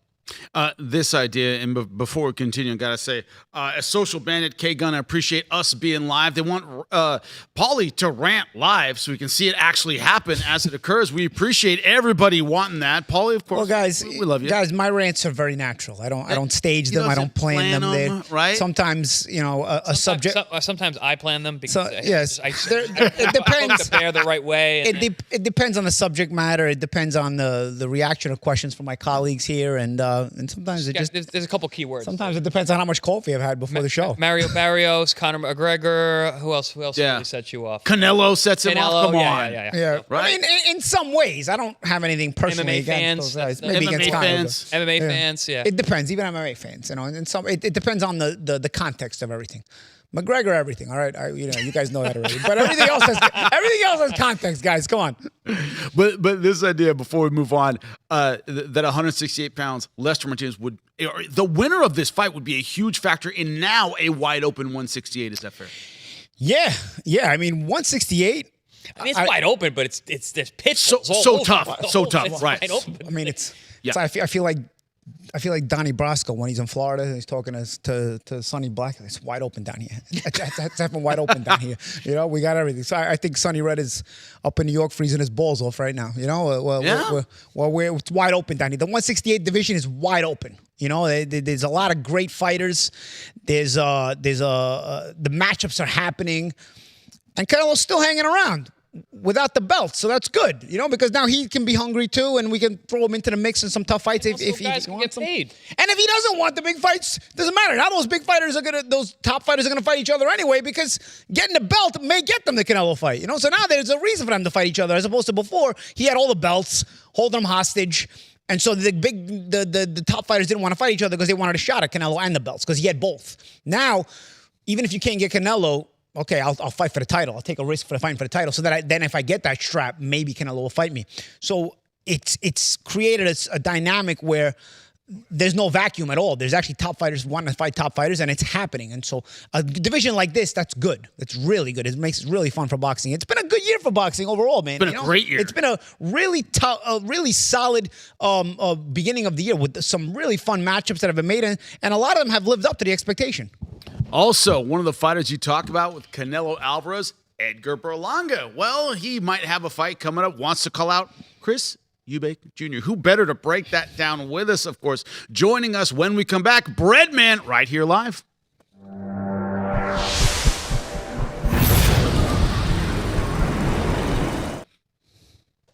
Hey, well, Edgar Berlanga on social media, which is where real men fight now, Paulie. Maybe you don't know this. Social media is where real men actually fight. It's where you promote fights, all right? It's where you go back. It's also where you make fights. It's when you check the interest, you take the temperature of the public to see if they want that. You want the fight, all right? So we checking. Is that what we're doing here? We're checking the temperature of this fight? Checking the temperature. And I want to know from you guys your temperature on this. Edgar Berlanga calling out Chris Eubank Jr. wants to have a firefight in London. What do you think? Off the top, Breadman joining us in a minute. What's your thought on the I can hear Breadman in my ear already. Is he here? Yeah, he's getting ready. Getting ready to go. But this idea of the temperature of this fight, what is it to you? Well, we'll see. I mean, I don't mind the fight because it's it's both guys that may need a little bit of a rebuild, but both are guys that have a good solid name. So put them up against each other. One guy rebuilds a little bit, and one guy falls off completely. I don't mind it. It's a good point in their careers to make this fight. Because you can't, coming off the losses they came off of, you can't put them in a top fight right away. But a step down fight, how do you generate interest? Well, there's another guy who also needs a step down fight and needs to rebuild, and he also has a big name. Perfect timing. It's kind of like, it's a little bit of a comparison to what I said about Teofimo and Kambosos. Only this is not a rematch. Right. With Teofimo and Kambosos as well, they kind of need a rebuild. Why not against one another? Because they have this built-in rivalry, and people will be interested. They both have big names. Eubank and Berlanga, same thing. Both have big names. They both need a rebuild. Why not against one another? Yeah. I like it, but very dangerous fight. That's the point. Yeah, for whom? But That's what I've been telling you. Yeah. Either guy loses, they're out of top contention. Out of the circle. Never again. If Chris Eubank comes back and loses to Berlanga, especially if he gets KO'd, which is how Berlanga generally wins, I don't think we ever. We're probably Chris Eubank's probably never going to be a world champion. he's definitely not going to be if he loses to Berlanga, and he's probably not going to get any more big fights either. And if Berlanga loses, coming off of the destruction by Shiraz, they're coming back to a fight that you're calling a guy out and going to fight him, and then you lose, that's not a good look either. So I like the fight. I like fights where you got guys their backs against the wall because they usually fight harder. So I don't hate this at all. I think it's a smart play by Berlanga and his team to call out a guy with a big name. They can go across the pond. They can make big money, and it would be. Eubank has been fighting at 160, struggling to make 160, and was fighting Conor Benn twice. Used to fight at 68, very high level at 68. Been a while though, and he is an older fighter. He's got a name. Fighting him over there makes a ton of sense. And then for Eubank. Listen, why is Eubank still fighting? Canelo Alvarez. That's it. You get through Berlanga, you got a good shot to go, hey, Canelo, the winner of this, fight me over here. The fight winner, me in the, England. the winner of this fight has a big enough profile as is right now, but the winner of this fight has a bigger profile to move momentum right into a title fight. Because let's really be honest about this fight. Which you generally probably, yeah, which I generally am. Sometimes too honest. Yeah. Probably neither one is good enough to be a world champion, but they're good enough enough to contend for world titles. I think and being good enough, he just didn't get it. Who was he going to beat? What do you mean? Who was he going to get it? He almost beat BJ Saunders at 68. He didn't beat BJ Saunders. I know, he almost did. I was just saying. He almost did. It's a good level. BJ Saunders is a good fighter. All right. It's like you put it in, but just a tip. We know a lot of guys that are very, very good that never won world titles. It's not Right. Listen, I think they're solid. There are some guys who were solid despite not going to be world champions. Even Conor Benn is that. Like it's not like, oh, he's not going to be world champion, I don't want to watch him. No. There's guys who are pretty good. They can hang around that level. They're just not going to get over that level. They're not going to get over that hump. I think both of these guys have a big name, big profile. Yes. So putting them up against one another makes sense. They both need to rebuild. It makes sense. And also the winner. You're not going to risk the winner in another build-up fight because they could get beat. They're good, but they're not that good. So you put them right in a world title fight because it's sellable. It's marketable right away. Coming off a win over one of these guys, maybe higher than their skill level. Yes, and their skill level's pretty good. Again, I'm not trashing them. Also, I'm being brutally honest. Also, they're good, but not world class. Both of them are entertaining. In several ways, they're both good talkers. Yep. They're both solid fighters. Maybe Eubank has a little bit of rejuvenation at 68 where he doesn't have to struggle to make the weight, right? Because he looked flat as I guess can be in the rematch with Ben. I like the fight, and and there's a lot of big names at 168 as far as taking on one another on there right away. As soon as these belts get grabbed by everybody, these guys the winner of this fight, I see them challenging for a world title right away. Question, champ. Do the Puerto Ricans grab their passports and go to the UK? Do they do it? Well, if they don't, it's still going to sell because Eubank is just such a big name. But you don't want to go into enemy territory. So how much do the Puerto Ricans gravitate to Berlanga, in your opinion? I think they do. Yeah. Okay, so then they'll grab their passports. That's a key thing right there. If the Puerto Ricans really believe in Berlanga, like for example, if you would have told me like Cotto or Trinidad were going to fight in the UK back in the day, I would have told you the Puerto Ricans, the whole island's flying over there. You know? Yeah. Even the New Yorkers, everybody, they're going to fly over there. Berlanga, do you feel as strongly? No. Is there that kind of support for Berlanga? That's why I asked. I think they do support. But he does support because he was fighting in the theater, Madison Square Garden. He wasn't fighting in the big arena, but he was fighting in the theater. So there is support for Berlanga. There's definitely support. And even in Orlando, there's good support. There's levels to support. UK's far. You gotta check your wallet. Well, now what do you do? Because everything's technology money. You gotta go on the computer and see what you can afford and see if you can get that passport over. Then they got those UK ESTAs now where you gotta pay for those too. Yeah, it's a little bit more expensive to go to the UK now. Well, my point exactly. We got a great. Will they go? I think they go.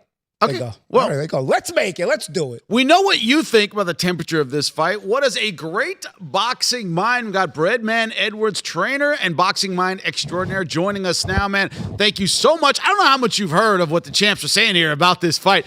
What's your thought of a potential showdown between, as we said, Edgar Berlanga and Eubank Jr.? What's your thought, man? I think it's a good fight at this time, actually, for Berlanga. Not so sure on Eubank. He didn't look too good in his last fight with Conor Benn. I know that was at a different weight. He's a little older. Sometimes when you get sucked down in weight and then they make you come back up, they're usually right for the picking. So I think Berlanga's handlers, if they secured him this fight, it should be a good fight for him. This idea that they're both bringing gigantic fan bases. We say all the time on the show that Mexican American fans kind of make boxing go in the United States. UK fans around the world, a similar kind of thing. Go to the UK, you can make big money. You know, is this the power essentially of Eubank Jr.? Yeah. I mean, the UK has a huge fan base. They don't always produce the best fighters, but they definitely produce some of the biggest fan bases. I'm sure Paulie can attest to that with with his fight with Ricky Hatton. So they have a huge fan base. So it makes sense financially for both guys. You know, Brad, you were talking about it's the right fight for Berlanga right now. Do you have any sense of belief in Eubank being able to be better if he's at 168, where he's not struggling to get sort of dried out to 160 to that degree? Do you think Eubank can summon back some of the better performances of his career if being back at 168? Because he's not super old, right? Or he's mid 30s. He's not. Okay. He's not fresh for chicken either. You know what, Paulie? It's a possibility, but usually when you get on the other side of 35 and you shrink down in weight, take a beating, and then you go back up in weight, usually that's where the drop-offs in the performances come historically. Eubank's a solid fighter, but he's never been like this special pound-for-pound guy. Yeah. So I'm not sure if he can do that. He should be better than he was against Ben. But, there could be some residual effects of cutting the weight, taking the beating, got hurt pretty bad in the fight, and then going back up, and he's 36 or 37 or somewhere in that range. I do think Eubank has a chance, but if you're asking me, I think the fight is about 60-40, 65-35 in Berlanga's favor. Brad, you made a good point too, because it's not just about the weight. It's also post 35 in general. A lot of guys ain't the same. Yeah. If you're clean, you usually drop off around that time. Yeah. I know. We know that conversation, Brad. Not everybody at home likes those conversations, but we know it. Please don't get us started on that one. Me and you have had those conversations on the record and off the record, but we both know the truth. Mm-hmm. Usually, if you're a clean fighter, unless you're some kind of genetic freak, you start to 35 is usually that Mason-Dixon line. Even in this era where guys fight less and they have access to more modern recovery, 35 is usually... you got to be a real pro at slowing down the pace. Yeah. And you gotta be a real pro in a lot of things after 35 to continue to ascend in boxing. So again, he's a solid fighter, but he's never been special to me. I've never looked at him as an A-tier kind of fighter. So if he was to turn back the hands of time, it would be a serious accomplishment. So that's why I would favor Berlanga in this fight. I think Berlanga's handlers, you get an older guy coming off of a tough loss where he was hurt. He shrunk down in weight, probably going to be residual effect. You bring him back up, and then Berlanga looks like a star. So, all right. So, Brett, based on what you're saying, why does Chris Eubank take this fight? If this fight is to happen, what would be the incentive for him? He just made boatloads of money his last two fights. Is he gonna? He's not going to touch. He's not going to touch the same kind of money he made for Ben. I'll tell you something else though. Berlanga's a vulnerable fighter. Yep. So it's not like he's fighting freaking Roy Jones and Joe Calzaghe at 168 pounds. He's fighting Edgar Berlanga, who was just knocked out brutally by Shiraz. Berlanga has struggled a great deal at the top level. Like he hasn't set the world on fire at all since he just stepped it up just a little bit. This was the guy who started out his career with maybe 16 or 17 straight KOs, and then now I think maybe he's 23-2 or 22-2 with just 17 KOs. So he's also shown that he has not dominated the top level.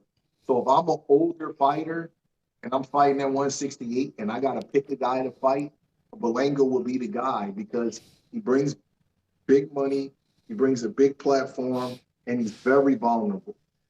And honestly, Chris, I think Berlanga struggles to make weight too. I just think he's big. Absolutely does. He's a huge guy. Yes. But fighting at 175 or cruiserweight will probably be too much for his skill set. So he has to shrink down too. So if I'm an older guy and I want to pick a guy at 168, that's the guy I would pick. I definitely wouldn't go near that the Cuban guy who I can't pronounce his name. What is it? Osli Iglesias, the Cuban. Yeah, he's a bad yeah, boy. whoever he is, I He's a wouldn't bad go near boy. him. He's a bad boy. There's a lot of 68 guys that are dangerous like that, right?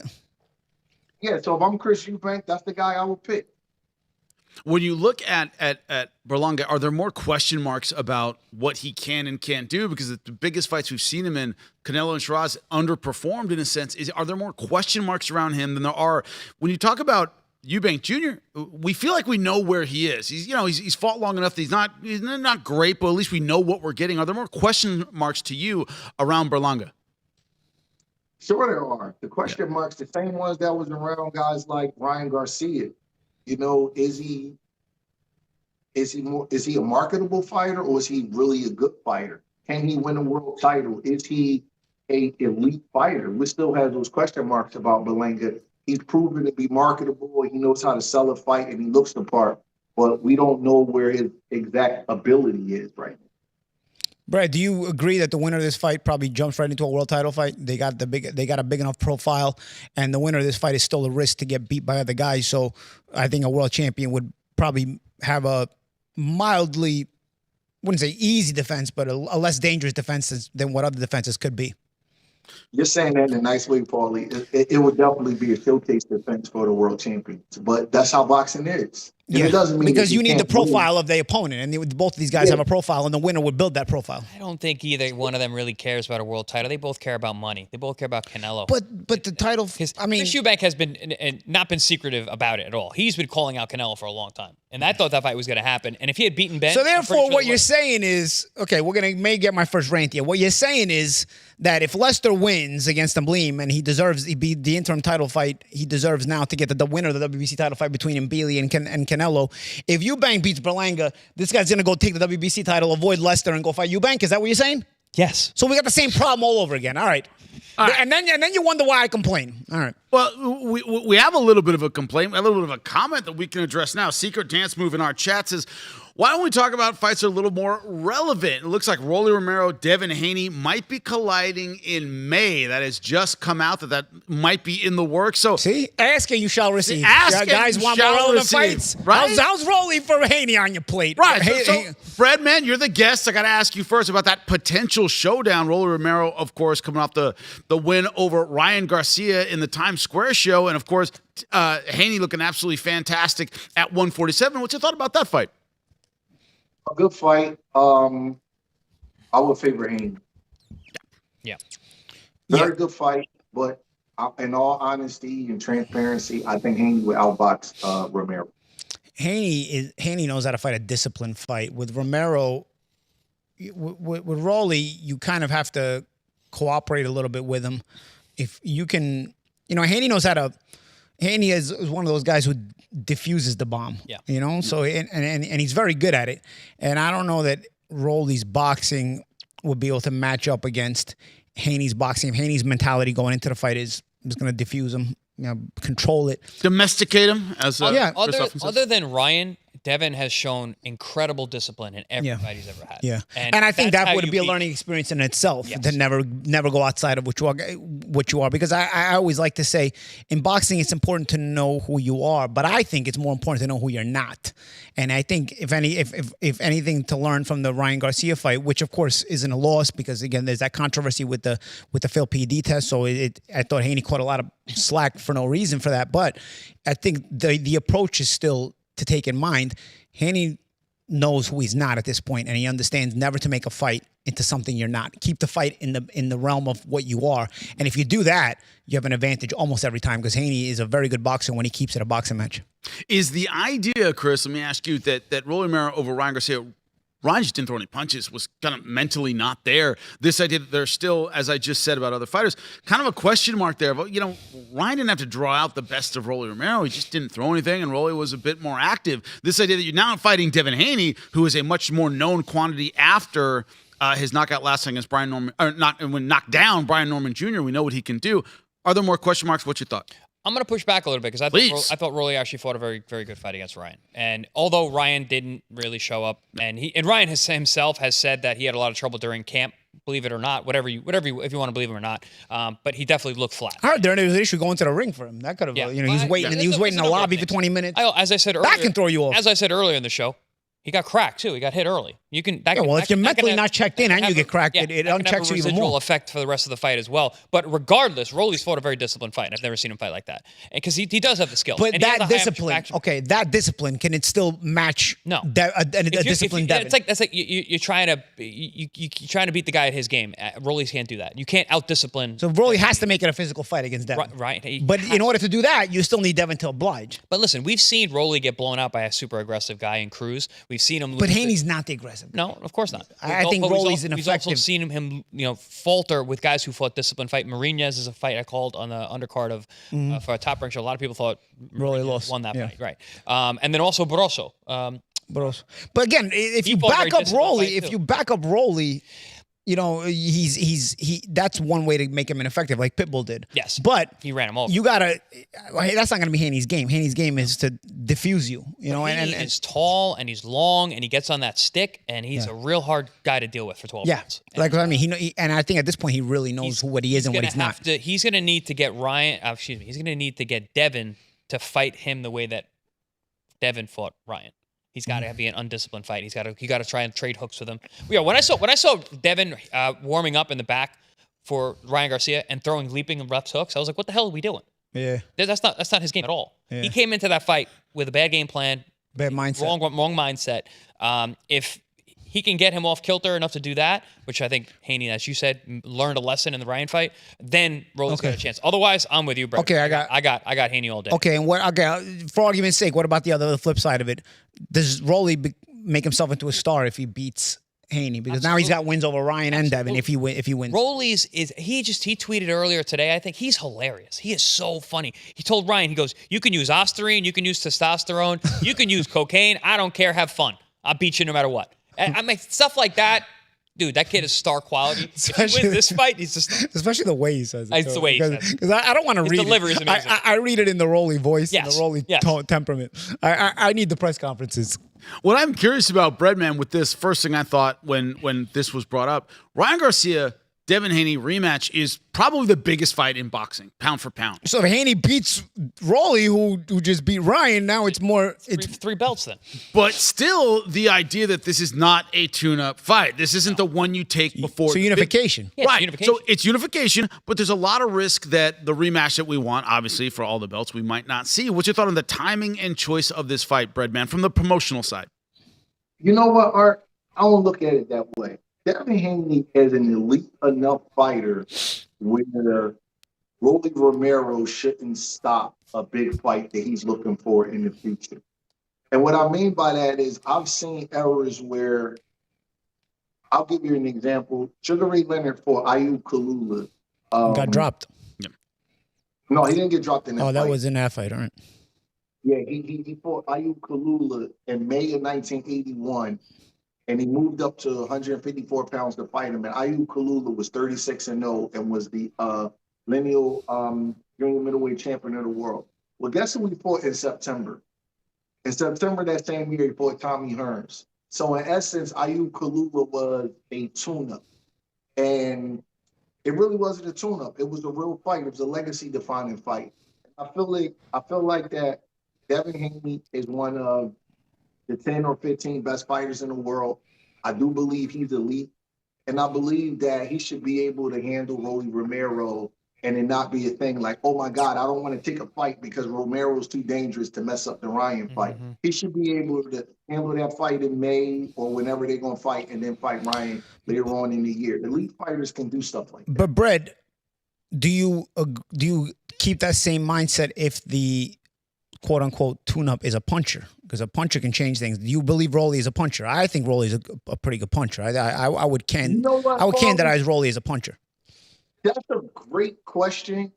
I do think that Rolly's a puncher. I think that's why Tank took so long to kind of step to him. I think that that's why Ryan fought a different fight, because he got hit with a big shot early and he was like, man, I'm not going up in there anymore. This guy is, Rolly's twitchy. He's awkward, but he's twitchy. And he has like some awkward instincts to him.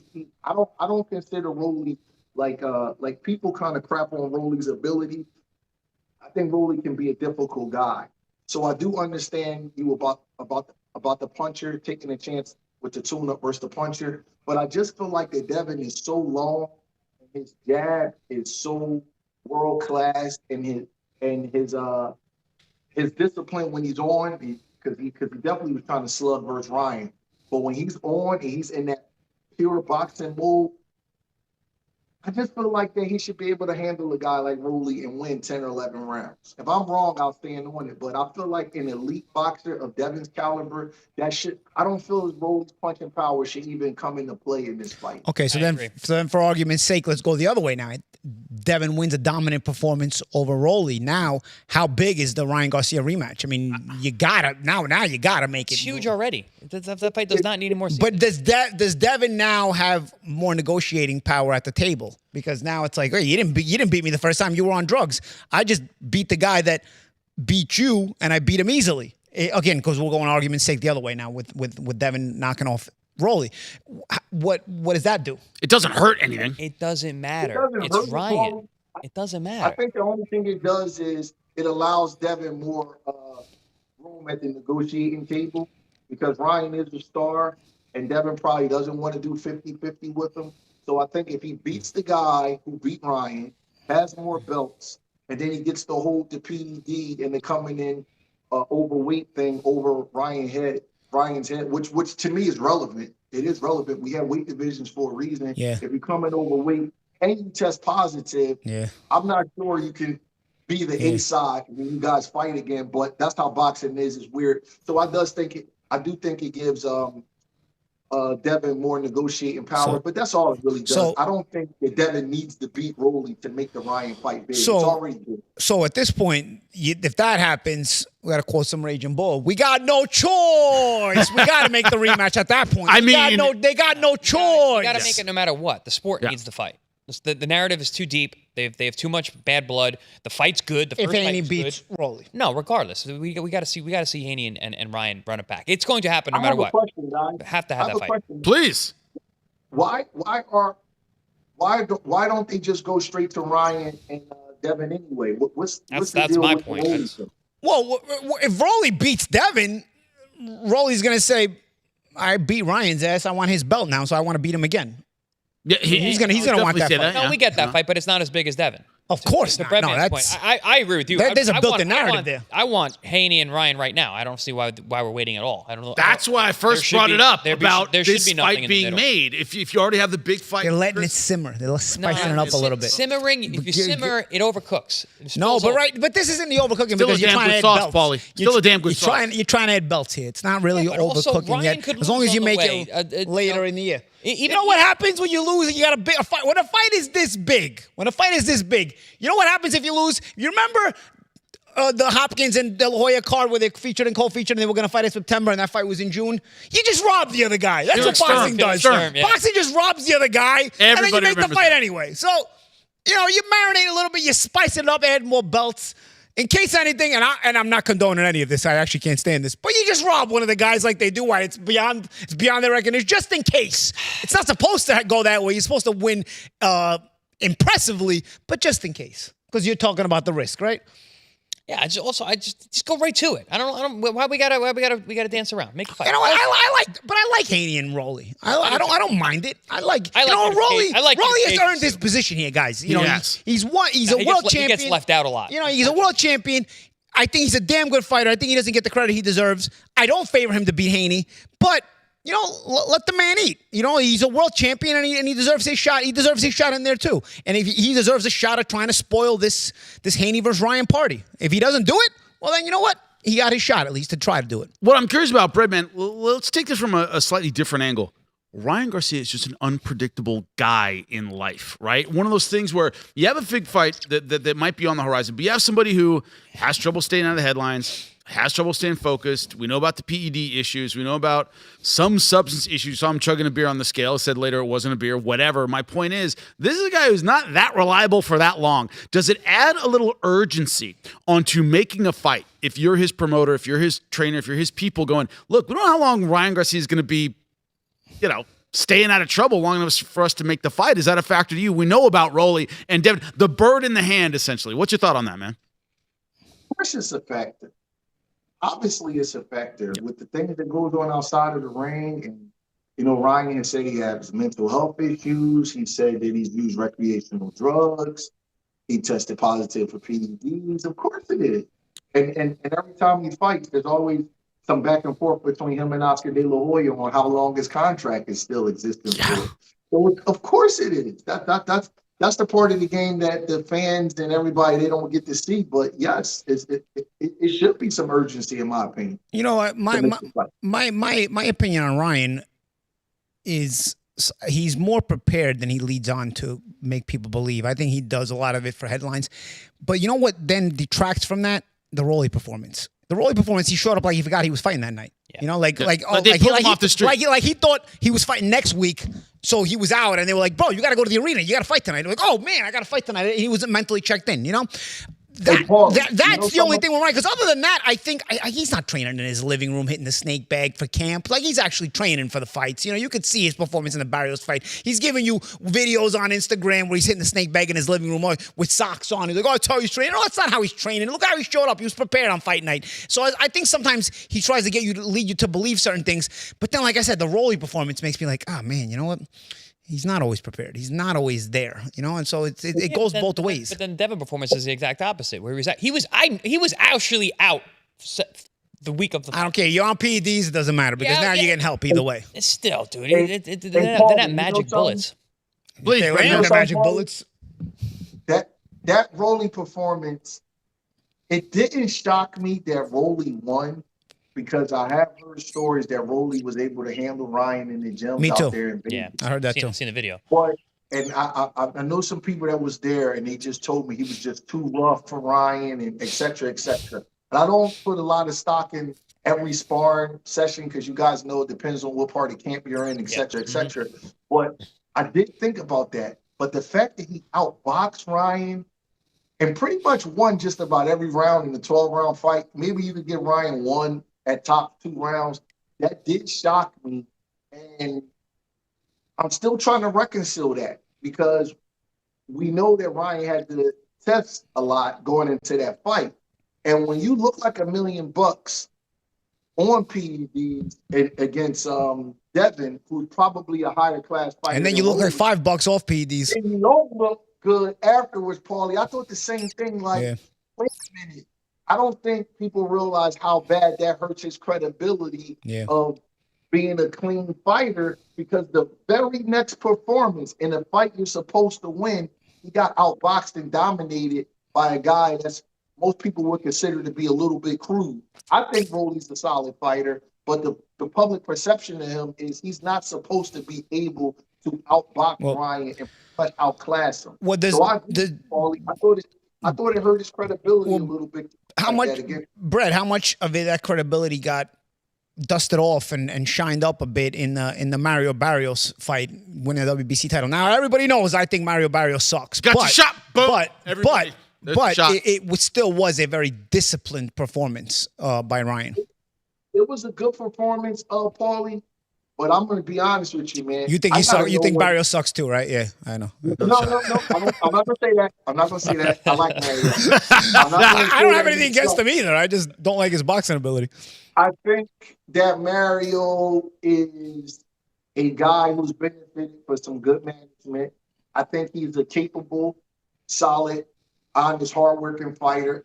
And I think that him being of Mexican heritage and looking the way he looked, I think that people thought we were going to get the next Oscar De La Hoya.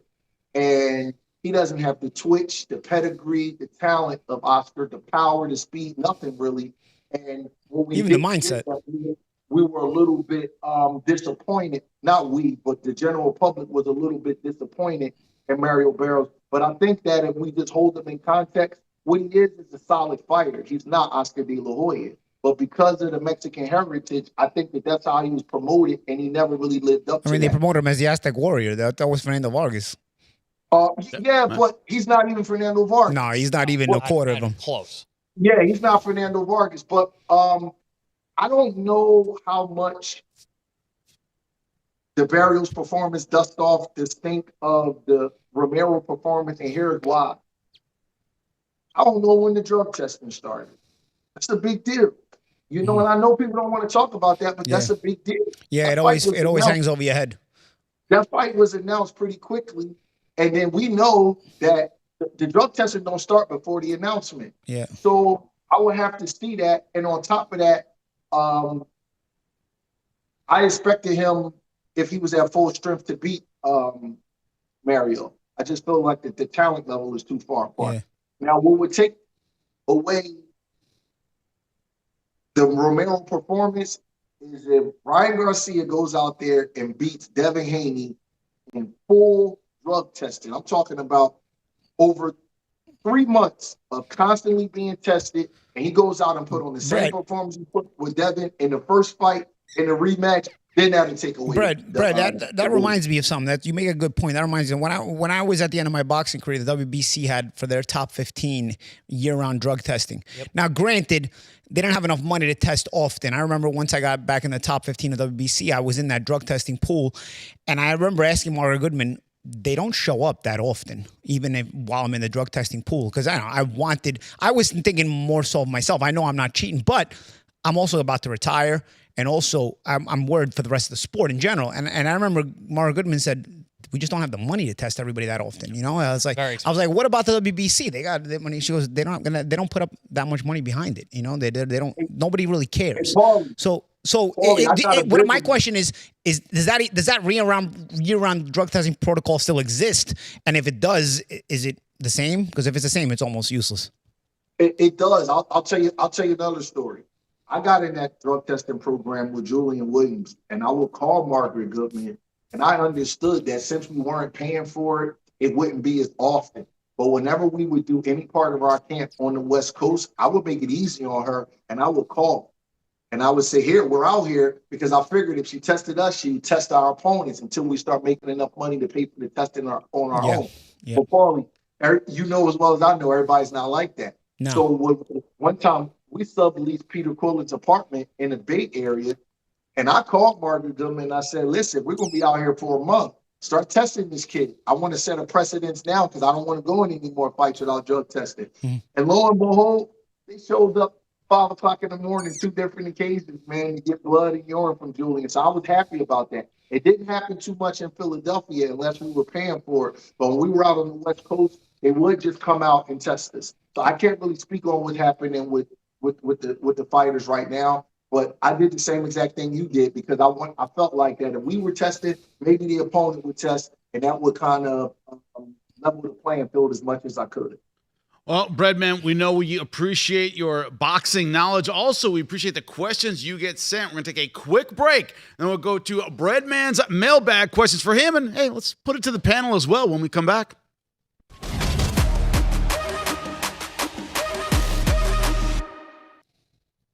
Hey, we're going to be right back with the mailbag. That's right, the questions. Breadman's going to bring them in, and we're going to answer them right here. But, you know, the comment we just got from Breadman about drug testing and how it's going to hang over the head of Ryan Garcia, what I'm really curious about is the problem we have is in combat sports, period, it never goes away.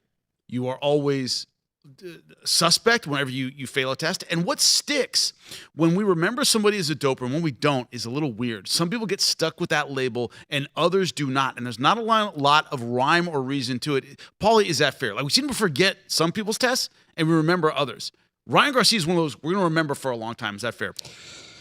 I think probably because of the point Brett made, so far he hasn't shown that next level skill set, performance when he's been tested, you know, since the since the fight. I think to a degree, it probably should always, like, and for American sports fans in baseball, just if you played in that era, even if you didn't fail a drug test, you're under the microscope, and some guys still don't get in the Hall of Fame. In the 90s, they didn't test. Just on the fact that they played in that era, and so for me, that's almost too strict. But then you got boxing where it's, these guys are going to be first ballot Hall of Famers regardless of their failed drug test. And there are guys who failed PD tests that were first ballot Hall of Famers. It doesn't matter. Nobody cares. Nobody cares. You know who cares? You know what? Who cares? Me, you, Sonny, hardcore people involved in the sport. No Sonny was right. Bronx Tale, Sonny was right. Nobody cares. Nobody cares. Nobody cares. Sonny was right. But this idea, and we can go all across combat sports, when people always bring up, when somebody's stuck with, this guy tested dirty, this guy's a dirty fighter, and I'll bring up, well, so-and-so did, is he dirty? Well, Royce Gracie tested positive. Nobody ever talks about it. When people talk about Royce Gracie's legacy, they never go, he popped in L.A. at the K1 show. Nobody seems to remember that. This idea, Chris, and you're a kickboxer yourself, this idea that some people get stuck with that label of they're a cheat and they're a dope, and others don't, even if they failed the same number. So Montes' test. We just don't think about that very much. He got knocked out afterwards. Right. So nobody talks about it. He's out of the headlines in general. That shouldn't matter, right? Because it's either you did or you didn't. It should be more damning because you obviously can't perform when you're tested. But regardless, it just goes down to the court of public opinion. That's all it is. Right. If you're a likable guy and you like you and you've perception got is reality. You right? got you got the public perception behind you. You're fine. If you're considered a bad guy or you hurt someone in the ring or something like that, then you get that label. But that asterisk, for people who know, people who are in the business, that asterisk is always there. Because now you're questioning, when you get caught, it's never the first time you were using. You got caught because you made a mistake that time, but you've probably been using. So every fight before that now comes thinking like, were they using then? I mean, there's no answer yes or no. So that doubt allows you to keep that asterisk and be like, well, that guy's a doper. But again, public, they don't care about that stuff. That's insider stuff. But when you look at, we have some comments right now on our chat about this, and what it says is you can't unsee what Ryan Garcia did to Devin Haney. Meaning, we can talk all day about the PE test. We can talk all day about the problems leading up. If you're Haney, you still remember that shot. The optics from the fan base you're talking about, from the public. It's the same idea. It's the same idea that we can't unsee Ryan's performance against Rollies. We saw it. It happened. Right. So this idea, but it's a two-parter, and you're right, Paul. There's a two-parter here where it's, A, the fans saw it, and they have a perception of what Ryan can do to Devin Haney, regardless of the PEDs, and Haney felt those shots. The idea that he can tell himself, well, he was doped at the time, sure, that's great. He also didn't make weight. Right, but this idea that, still physically you walk out there against a guy who knocked you down 3 times with left hooks, that's still in your brain, regardless of the fact that, he was on PEDs, then doesn't really help you.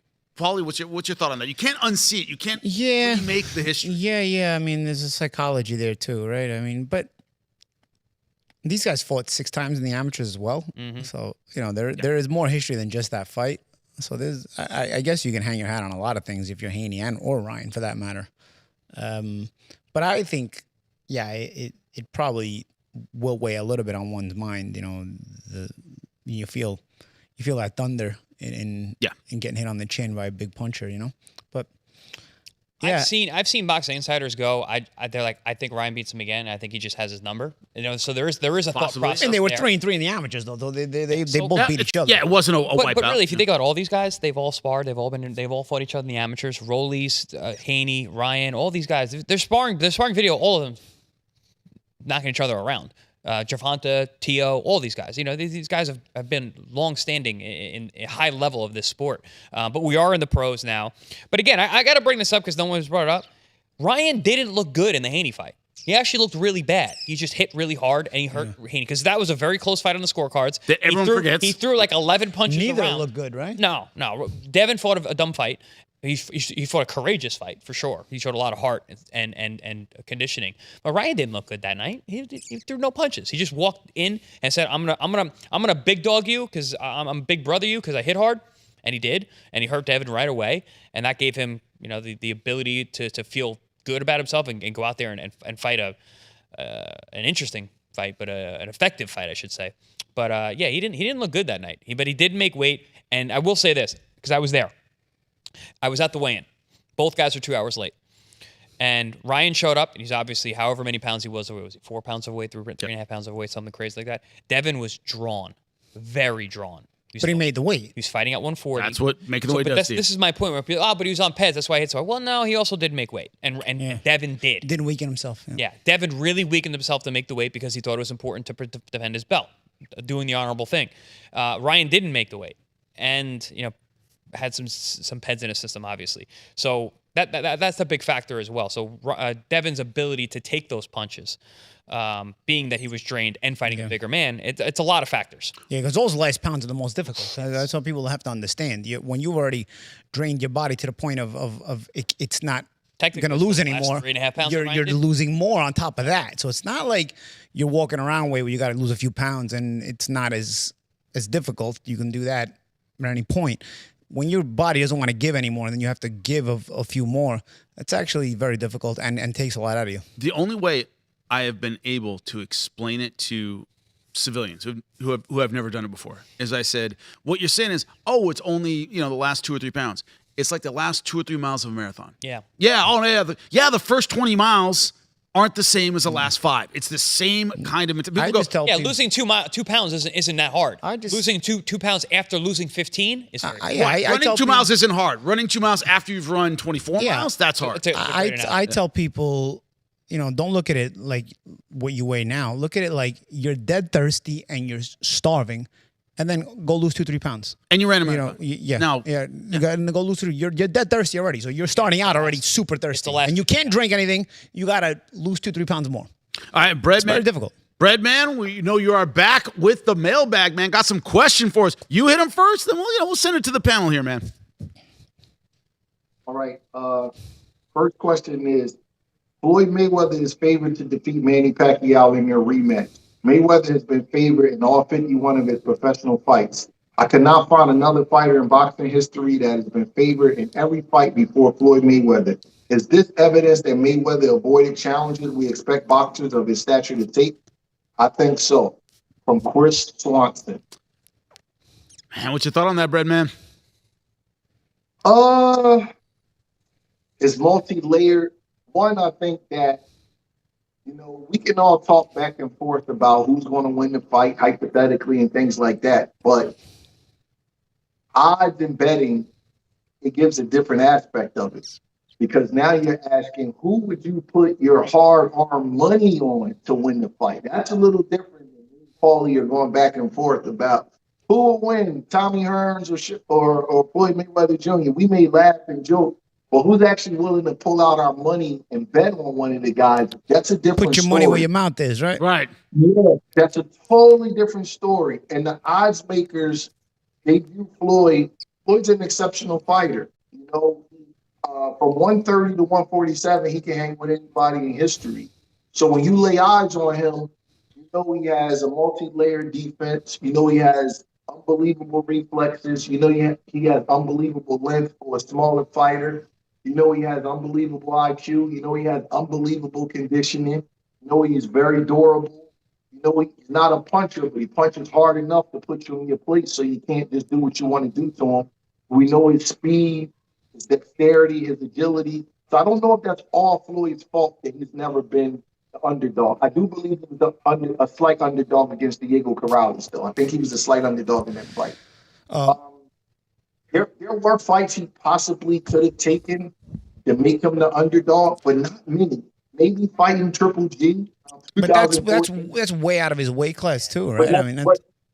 That's my point. Like, there's nobody that Floyd could have fought he can't help when he was born. There's nobody he could have fought in his weight classes that would have been the favorite over him at the time he could afford it. Would you the one guy that stands out to me, but I still think Floyd would have been favored, maybe Kasha Zhu at 140. When he was at 140. But I think Floyd still might have been favored. Punishing him for being too good. That's a fight that could have possibly opened as even money, and I'll tell you why. Floyd had struggled a couple years before that with Castillo twice at 135. Yeah, who was a physical guy too. He moves up to 140, and in an eliminator, he was hurt pretty bad by DeMarcus Corbin twice. Yep. The end of the third round, the beginning of the fourth round. If Floyd ever had a little bit of a performance slump in his career, it was around that time, that 2002 to 2004 time. So had he moved up and faced Zoo, who was the IBF champion, instead of facing Gotti.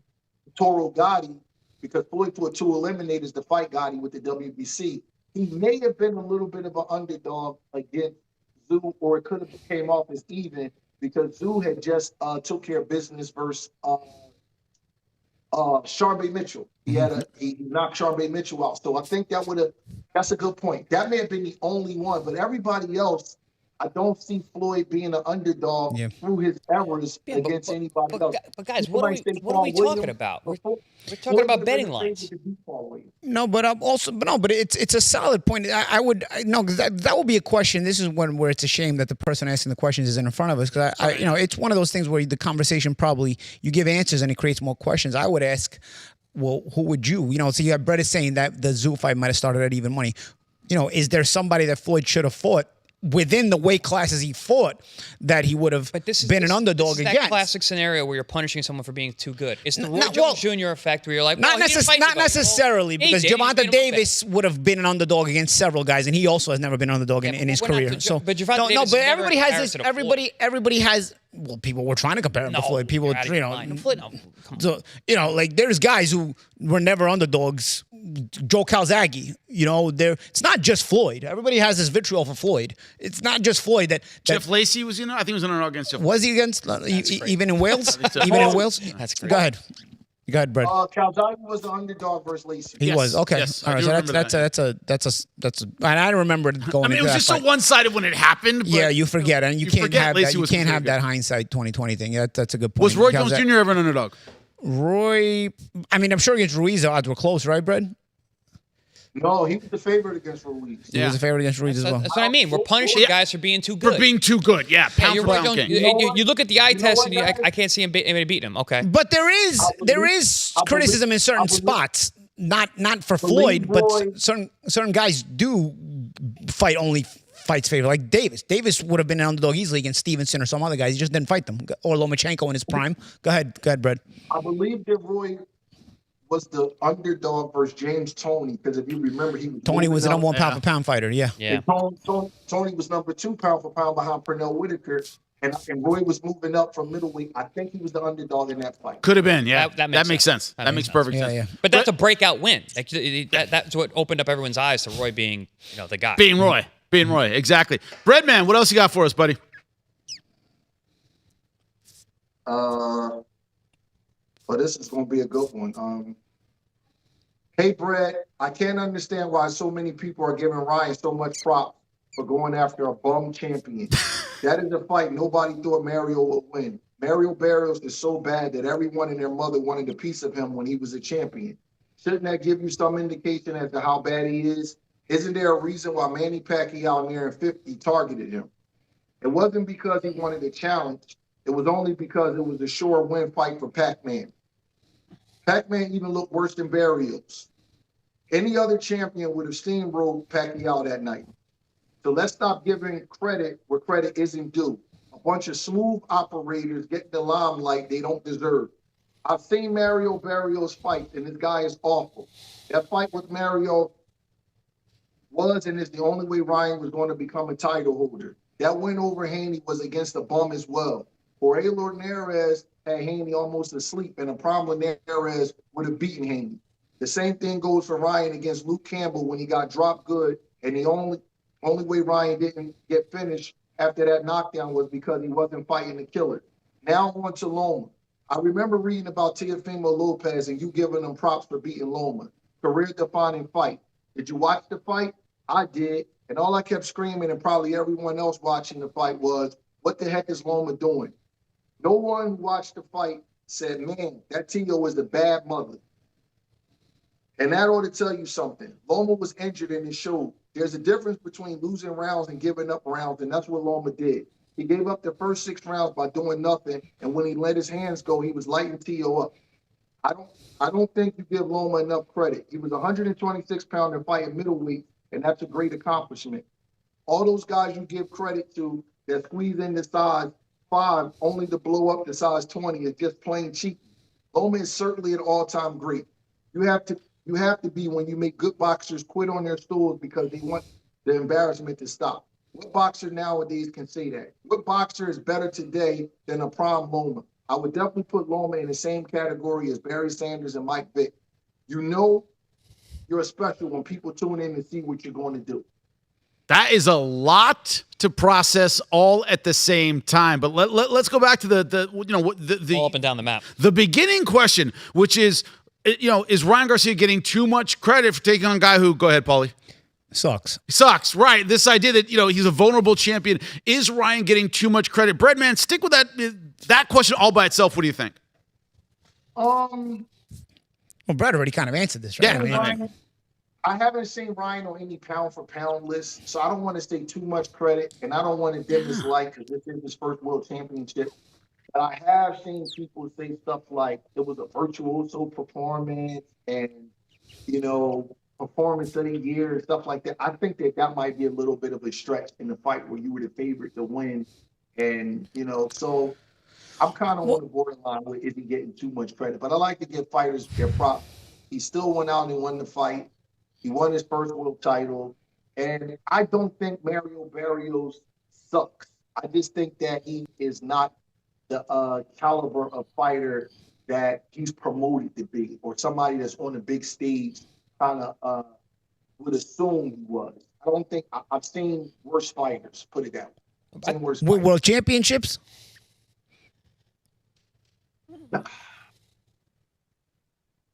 Maybe not so at welterweight, but I have seen worse guys win world championships. But this is the weakest welterweight division in. It was. I mean, not anymore. It's starting to heat up now. Yeah. Yeah, it's a very weak division. But I think the thing with Ryan is people are doing a little bit of revisionist history. They're like, of course he's going to win. He's fighting Mario. Yeah, Ryan looks so bad against Rollies. If that guy showed up, he still would have lost to Barrios. I agree with you, Brett, man. I don't think Barrios is that bad. I'm counting for this guy here. But Ryan actually boxed well for 12 rounds. I didn't know he could do that. I didn't even think he could make 12 rounds, honestly. I've never really seen him show that kind of conditioning where he could throw hard shots. And he threw hard shots all night. But also showed good discipline, showed the right hand. No, showed a good jab, too. Yeah, good jab. Control the pace with it. I find myself... He's a champion now. I find myself... Guys, go ahead. Please. When you're taking credit from Ryan, the thing that Mario Barrios has a problem with is he's very easy to predict in time. And you're going to look sensational against him if you have the twitch and the stuff that Ryan has, because Mario is so easy to time and he's so easy to see what he's about to do. And I don't want to criticize the young man because I know he takes a lot of criticism, but Keith Thurman looked excellent against him also because he's just so easy to time. And he's tall, but he's a big target because he's not really twitchy and he doesn't have really great defense. What about that his fundamentals? What about that his fundamentals suck, even though he tries so hard to make fundamentals good with his hands up, staying low, then he falls forward on the jab. Who's 6 feet tall and jabs on the front foot like that? Who does that? Who constantly? And he's been hit with counter hands dropped like he was against Ramos. Like, buddy, how many shots does it take for you to figure out, buddy? Your jab, stay on your back foot when you throw when you're 6 feet tall. Stay on your back. You should throw on your back foot when you're 5 feet tall. But if you're 6 feet tall, you got to make an extra effort to stay on your back foot. How did you get this far jabbing like that? That's why he doesn't really have that snap jab. He just kind of puts it out there because he's falling forward every time. Paulie, not only that, I'm going to tell you something. We all do this. Everybody does this. But I look at a person's anatomy. Mario Barrios is tall, but he has short arms. Yeah. Just look at him really close. People always equate the tall guy with the long. All right, bro, but set your feet adequately then. Set your feet adequately. No, Paulie, you're exactly right. But my point is that he should. Andre Ward was also tall with short arms. But Ward positioned his body in the way where his head didn't come in front of his front knee. Mario's head is always in front of the magical line from your front knee to the floor, and that's why he's always getting out jabbed. Okay, so Brad, you don't want to say it. I'll say it then. So what you're saying, because Andre Ward has the IQ, Mario Barrios, you're telling me he doesn't suck, but he's just dumb. Chico Is that Corrals, what you're saying? Chico Corrals is another No, tall no, no. guy Yeah, with but short arms. Chico was a banger. Tall guys that bang, I don't count them in this scenario because it's not a conversation. They're not trying to box you. Yeah, Mario Barrios is actually trying to box you. Okay, he's trying to box you. Not when, It's he was, different. not when he was at lighter weights. At lighter weights, he was a banger. He wasn't trying to. Yeah, he didn't. He He was was. knocking guys out at 35 and 40. He was. Come on, fighting. he was always falling forward. I remember the fight with Davis Bosquero, ran for his life. This guy that wasn't coming off the ring. He was like, "Come on, bro." This guy. It was also level of opposition too. But another point, Chris, I want to ask you that Brett Brown brought up that I think is very accurate. He didn't make the pound for pound list. We're not doing No, backflips. yeah, we're not- yeah. yeah. It's this idea. Oh, with that- Ryan. Yeah, no, I still think it's the way you win. I give Ryan credit for the way he won. Right. You know, I also agree with some of that mailbag. The guy in the mailbag, he's very opinionated, but I agree with some of the stuff. I think Loma deserves a lot of credit. But I also think that Ryan I'm deserves pretty sure you wrote more that, credit. that mailbag. No, Every no, point, because every those are point, all that- Ollie's every points. point that it's guy not made actually. is what you do. It's not because he dis. It was Smalley. He wrote takes that. away credit from the Devin Haney win and the Luke Campbell win. I mean, the Devin Haney fight is not a win, but he's saying Devin Haney wasn't right. Brett, didn't he say Devin Haney's not that good and Luke Campbell wasn't that good? I disagree. disagree. I disagree vehemently. Yeah, Those are I think especially the Campbell getting up off the canvas. Luke Campbell, to me, is one of the best fighters to ever win a world title. And that's only because he fought Lomachenko and Linares for world titles. Otherwise, if he would have fought a weaker world champion, if he would have had the fortune to fight a Mario Barrios in his life, for example, Luke Campbell would have easily won a world title. But his only title shots came against Lomachenko and Linares. So it's also the era that you show up at sometimes hurts you. So to beat Campbell, get up off the canvas to do it, I think was a really good win. At the time, I thought Ryan was going to take off soaring when he got that win. And then he sort of, plateaued at that point. The guy who wrote in was being a little bit critical of Haney because Yeah, a little Yeah, biased. but Brett, he's biased because he loves Loma and Haney got the win over Loma. You can tell. well, here's You know the what? thing. I forgot about that already. You know what? You're right. It's probably a good I'm point. 100% objective when it comes to Loma. Loma is an all-time great. Loma's a question. bad boy. I'm not one of these people that want to micromanage his career. Loma is fighting guys that are not only much bigger than him, but they're much younger than him. Very few times do you see in history an elite fighter fighting guys that are almost a decade younger than them in big fights. Usually if the champion is coming back or something like that, or he's took a couple losses, and then he may get fed to a young fighter. But Loma was fighting Teofimo Lopez and Devin Haney and stuff in huge fights when he didn't have to. So I give Loma full props. Loma to me is, not only is he an all-time great, I think he left food on the table by moving up to lightweight because he never had any business there.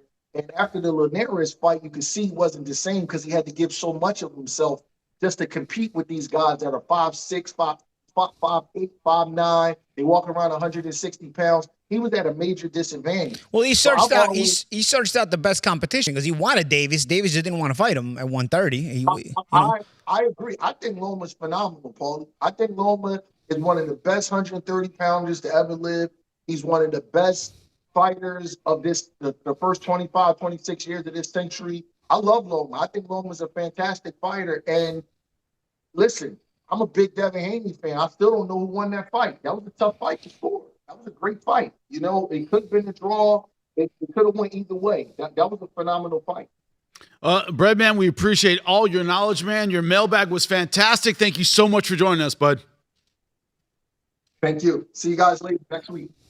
That's right. Giving Lomachenko his props before leaving. That's what I'm talking about. One of the Well, I like the mailbags in general because it gives a little bit of a different spice. You know, it gives us all like nothing rehearsed. We just get it and we got to think on the fly, and it gives you our natural thought process. And even for Brett, it gives a natural thought process. And you know, it's nice discussions. I like this part of the show. Yeah, and Breadman, of course, comes in with the knowledge, but we got some more knowledge to go as we have a fight preview to get to. That's right, a stable in Pro Box TV coming back to our air right here on Pro Box TV. We're going to bring in some knowledge and discuss Naji Lopez and his return and what we all think of that, because this is a guy we all know well. We know what Naji Lopez brings, but it's also the idea that he's coming back, and also we will have some more, some more IQ breakdown. Coach, of course, Joining us, Coach Robert Garcia, to join us to talk about Naji Lopez and his return in the light heavyweight division.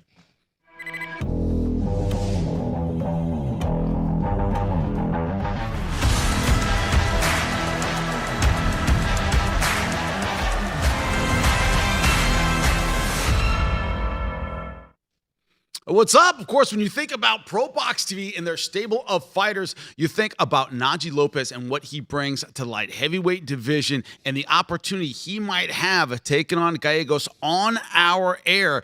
That's right. That's going to be March 13th in Kissimmee, Florida.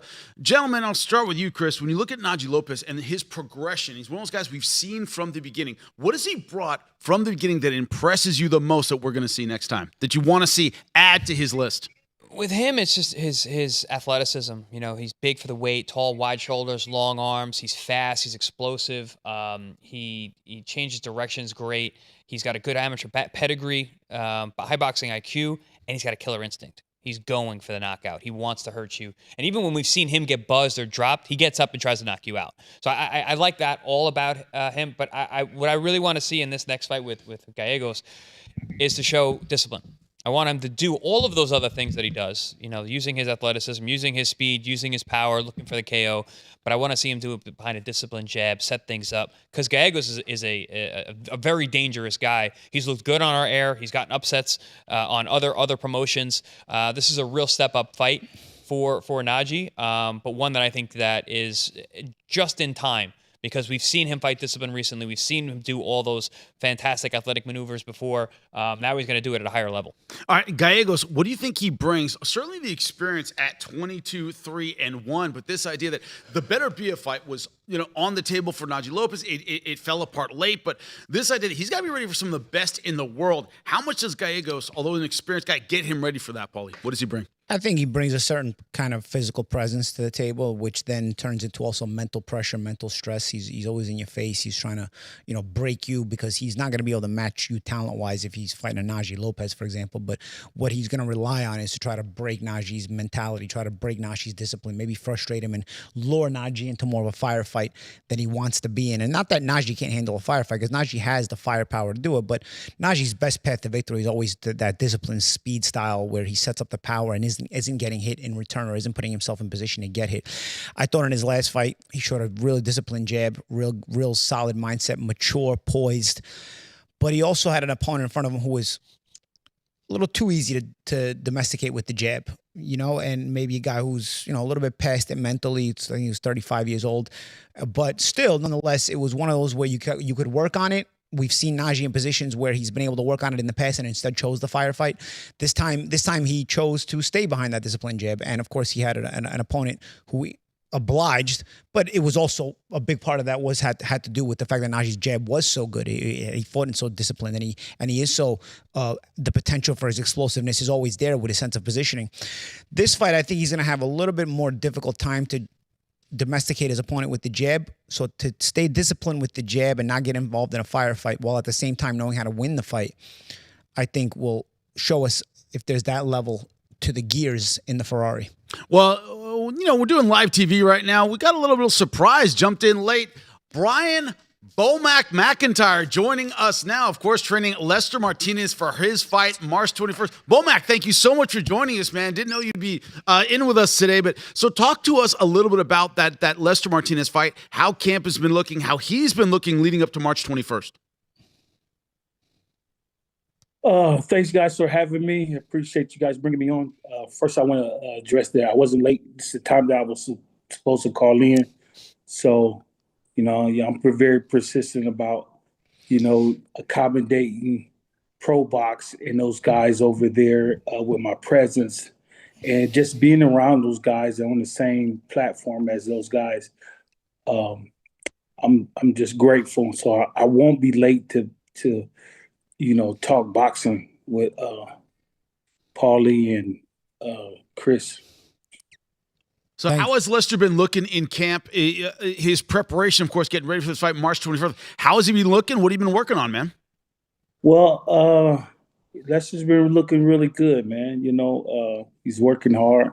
He actually came into camp almost in shape. So, you know, just a couple weeks in Omaha and now that we're in Vegas, He's getting the best of, the best of sparring out here. And, getting the best of, strength and condition out here with these guys out here. So, I mean, he's on track. He's on track. But what do you see personally? You've obviously, you've trained some of the best fighters. What do you see personally in Lester that gives you that self-belief that he can reach those higher goals? His, just the belief that he has in himself, and he can do it. One thing about Lester, he doesn't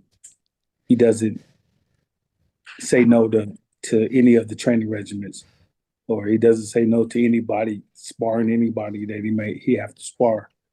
And he goes in there and he wins. He wins. He has that winning mentality, and that's what you want. What you want out of a fighter that can take that into sparring, take the same thing into the fight. Bulmac, what do you see in the opponent Emanuel Alem that you got to look out for, that you got to be potentially be careful with, because he can be a bit of a tricky, dangerous guy. I'm sure you're familiar with him and looking him over, but in terms of how he matches up with Lester, is there anything that stands out to you? The key word is tricky, man. He's a good boxer. Mm-hmm. He can box a little bit. He can use his feet. You got quick hands too. And when you got guys like that have confidence in their boxing ability, they'll get that attitude where they want to be slicker than most. And if you can't stop that slickness, man, he gonna box your ears off. What about the Christian and Mbilli fight, of course, which was a big fight for Lester Martinez, happened last year. It was the WBC fight of the year. What did you learn about your guy in that particular fight that maybe you didn't know beforehand? Oh man, what he did was he just showed me that he's a warrior. He's a warrior, man, and again, he believes in himself. So and he tells you that, Coach, I'm gonna win, and he did everything possible that he possibly can win that fight. He should have won that fight, man. We should have won that fight because it was scheduled for 12 and then it got changed to 10 at the last minute. So we should have won that fight. We probably would have stopped him in the next 6 minutes. So, what's your thoughts on how he can look in this fight? I think he's gonna look all right, man. He's sparring with some slick guys, man. He's sparring with Jamar Talley, Jamar cruiserweight, fast hands, good feet, good jab. So he's pushing Talley pushing him. So I think he's gonna look really good. He probably end up stopping that dude, probably in the later rounds. Coach, have you noticed anything with Lester, like anything different after the Mbilli fight? Because, we interviewed him a few times, and he spoke about him getting a lot more attention back at home, people reaching out to him, getting recognized in certain places. Have you noticed any shift in him in terms of his work ethic, his personality, anything like that?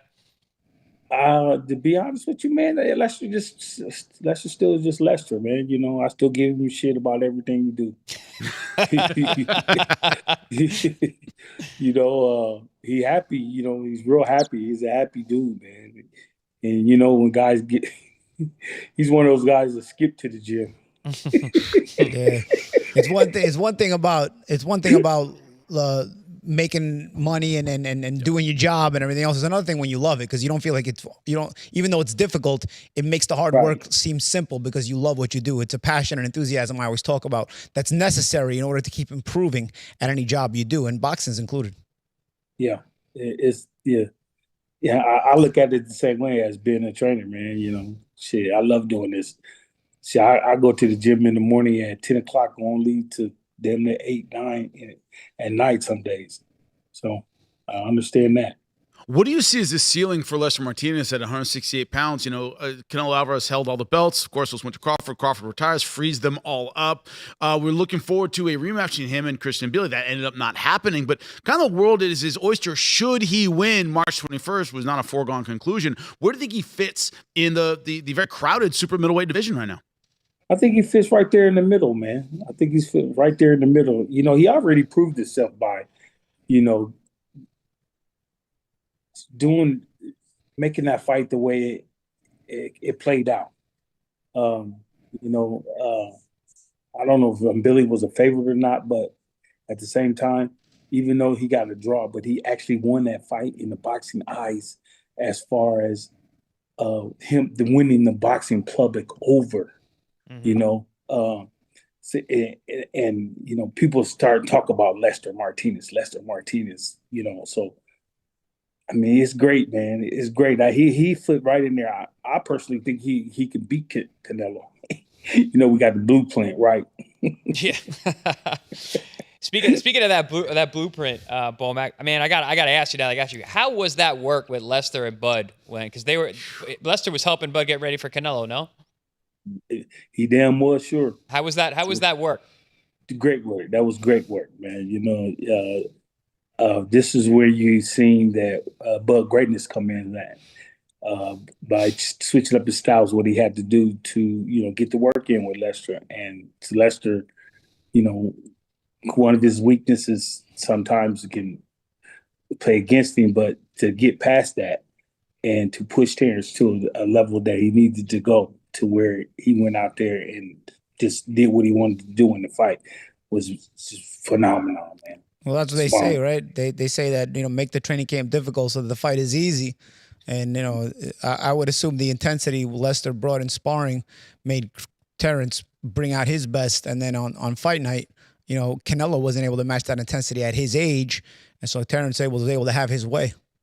Yeah. Yeah. It was beautiful. It was beautiful to see. Last thing I have for you, Bulmac, about Lester Martinez. Once again, his future. This idea that the 168 pounds, he can go all the way to the world title. When you look at this fight, March 21st, what do you want his next step to be? Should he be successful? Do you see him going a rematch with Christian Billy? Is it right to Canelo? What are your thoughts on where he could go after this fight? I see. When, you know, when he wins the next fight on the 28th, that's how you should say it. But I see him. You know, I'm push for that Billy fight, man, because, you know, for them to say, yeah, we want that rematch, and then slither their way out of it towards the end, it's like, okay, now y'all on the run. So eventually you're going to either have to shit or get up off the pot with that title. Appreciate you, Bulmac. Thank you so much, man. Best of No luck problem, with Lester man. Martinez. We'll see you on the 21st. I appreciate y'all. Take care, Bo. Thank you. All right, Coach. All right. Yeah, but this idea of Lester Martinez being in a position to take on the winner of maybe Christian Billy Canelo, especially if Christian Billy looks good against Canelo, he got a draw. I think a lot of the boxing world agrees with Bulmac about, man, if we had 2 more rounds, this fight would have been over. This idea of he's in a great position after the fight with Canelo and Billy later this year. Yeah, I think that, you know, it depends on who gets that decision, right? I can't see Canelo and Billy not going the distance, right? Do you? That's a distance fight, yeah. Yeah, so I think it depends on who gets that decision. I lean towards Billy having too much pace for Canelo at this point in his career, but then again, you know, it is Canelo, and where it's hard to get a decision right against him. Yeah, I lean Canelo. I think Canelo. I think Canelo can hurt him. Yeah, I think there's some holes in Billy's defense specifically. It just really depends how much Canelo has left. Like, so you think Billy's gonna slow down enough to make Canelo be able to win that fight?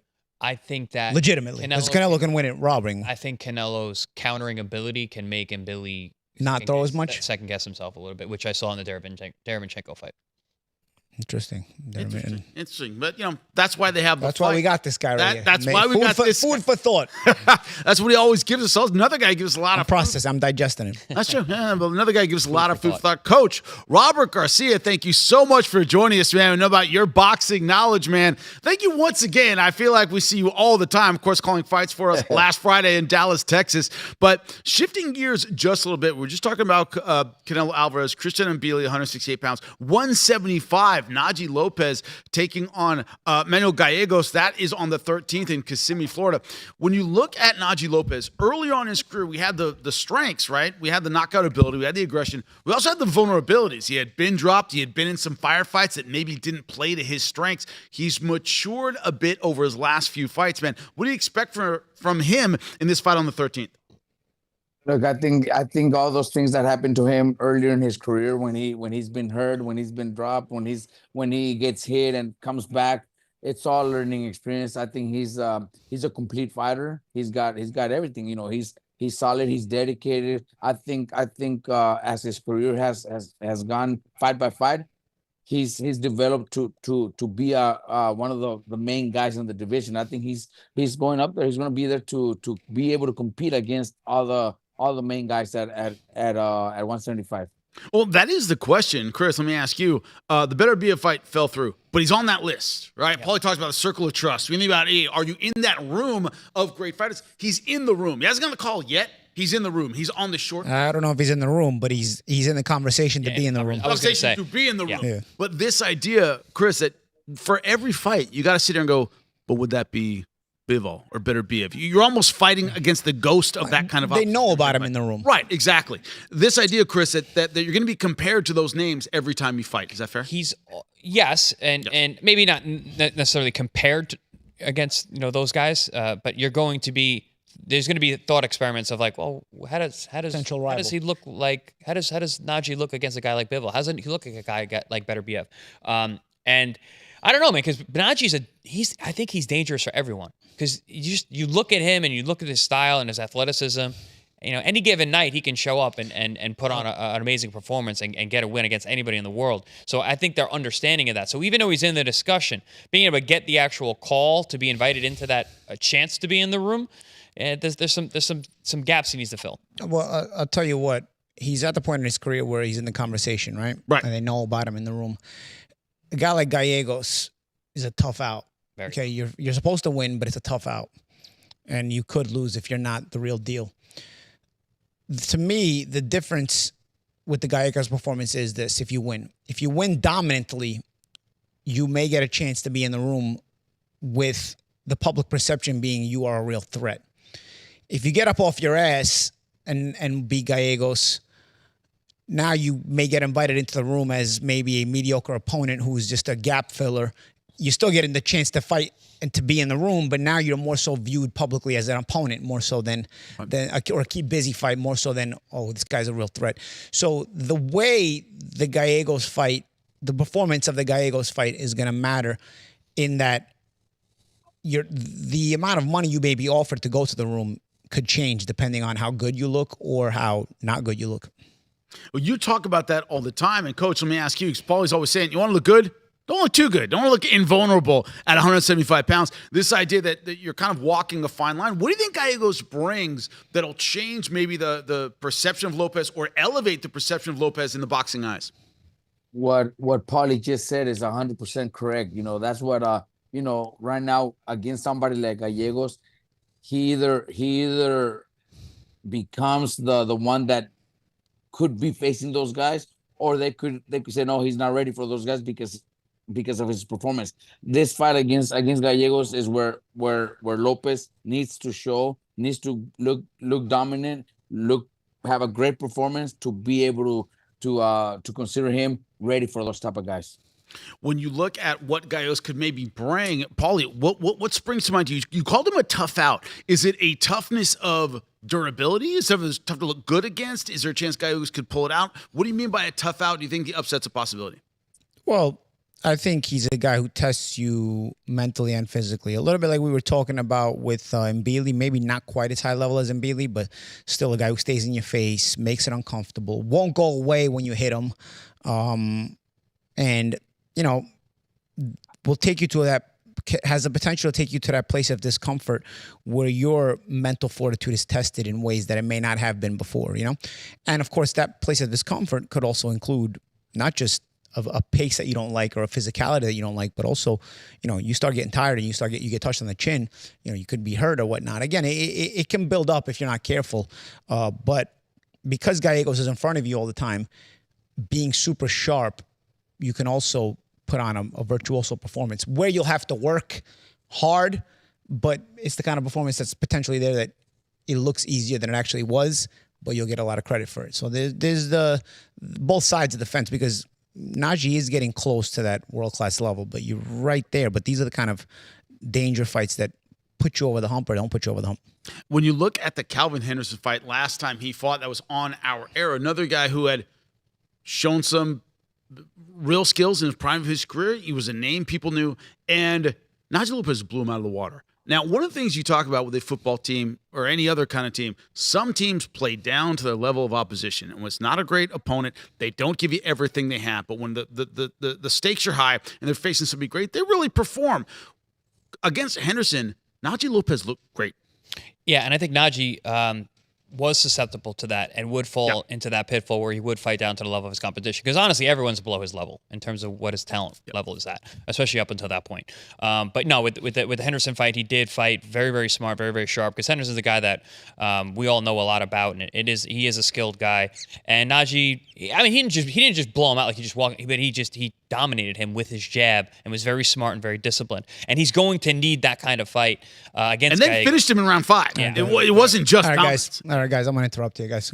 Henderson also was 35, and he put himself on the ropes. Gallegos not going to do that. Yeah, right? well, that's my point. So he fought discipline discipline that night because again, he had someone in front of him who was, but he's going to need that discipline in a much more difficult fight because this guy's not going to, like you just said, put himself on the ropes. Gallegos, listen, he's rough. He's tough. He comes forward and hits hard enough. He knocked out Khalil Cole. He stopped him. If you're not in shape, Gallegos stops. And also he tires you out so that you take less of a punch. He hits you in the body. He's a good body puncher. He's got a nice left hook.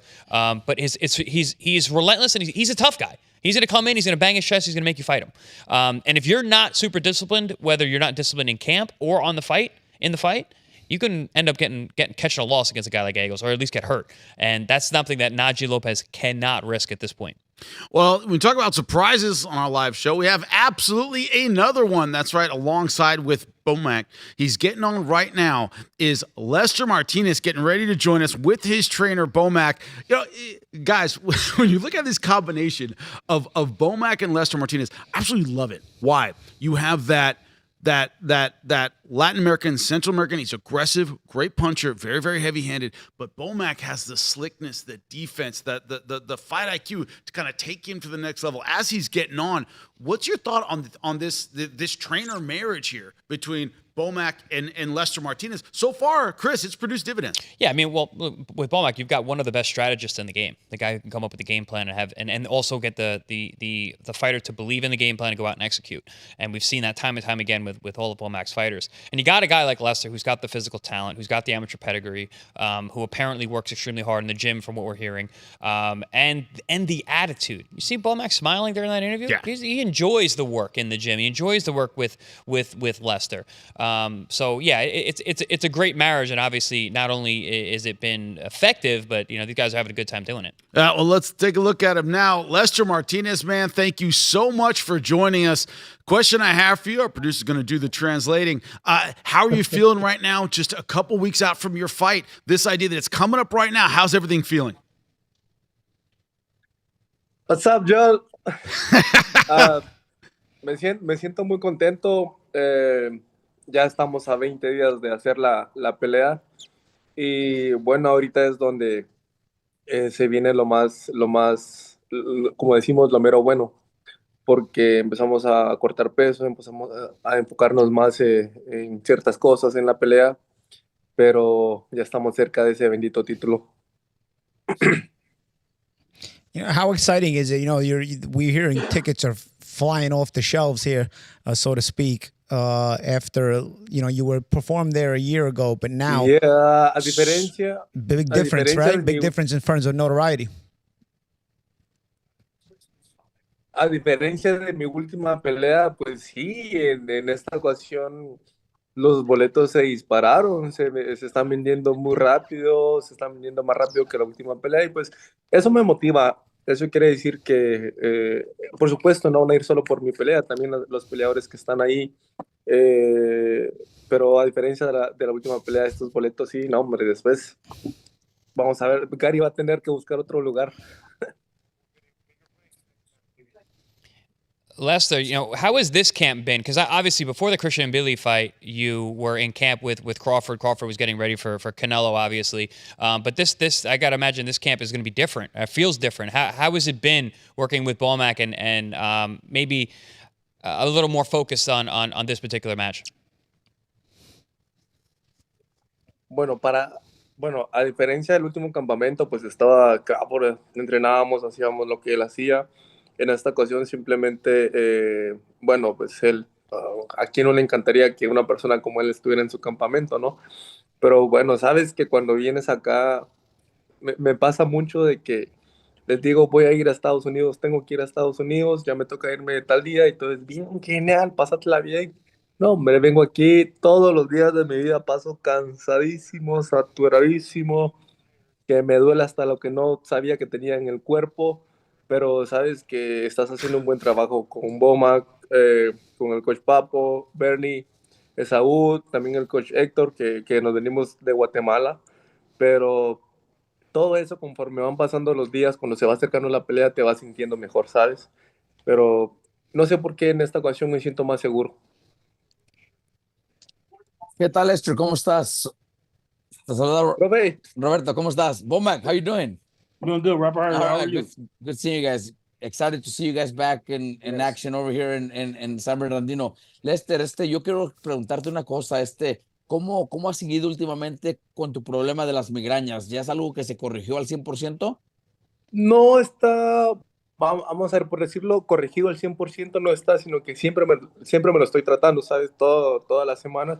A comparación de antes que no recibía el tratamiento o el masaje adecuado en esa parte, pues no sabía que tenía, simplemente tomaba medicamentos hasta que fuimos con expertos, con el buen Gary que nos llevó con una persona y ya dimos que era lo que teníamos, entonces ya trabajamos mucho sobre esas molestias. Y no, hombre, ni me acordaba, profe, de verdad, ni lo hubiera mencionado. Pues Ni me bueno, acordaba. porque se Pero supo no, mucho de eso, o sea. pero sí, anteriormente cuando ya venía la pelea, se venían esas molestias, en no solo una pelea, sino que en un par de peleas, pero eso lo estamos trabajando bastante bien. Qué bueno. Si no me dicen, no, como dicen, no me acuerdo, No, qué no bueno, pasó. perfecto, qué buena Sí, noticia, porque en realidad aquí en esta área aquí de Riverside, del condado de Riverside, San Bernardino, donde vas a pelear, yo, te convertiste en estrella. En realidad hay mucha gente que te apoya, no, qué bueno.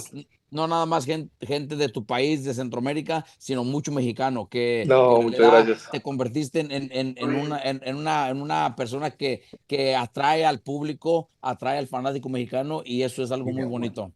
Sí, no, muchas gracias, que se agradece eso, escuchar eso de un mexicano y no digamos de tener afición mexicana. Imagínate de Guatemala, ¿quién iba a querer que les gustara el boxeo de un chapín? Muy agradecido por eso y, no, hombre, ahora nos comprometemos más a seguir trabajando para no decepcionarlos, por supuesto, y también porque sabemos lo que se viene va a ser grande. Así es, que bueno, y mucha suerte, porque ese campeonato tienes que llevárselo a tu país. Ah, claro que sí, a ver que sí, bro. Before I let you go, Lester, the last question I'm going to have, man, is this idea of big fight moment. Christian Billy fight was absolutely huge. Is it going to feel as big to you going into San Bernardino and fighting for a title in front of a very partisan crowd?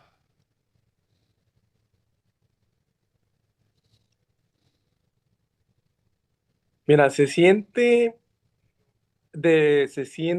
la misma emoción porque es pelea por título, ¿sabes? No, independientemente quién fuera mi rival, pero el saber que voy a pelear nuevamente por este título se siente la misma emoción. A lo mejor no en el mismo lugar, no con las mismas personas, pero la emoción de que va a ser por el título es grande, muy, muy grande.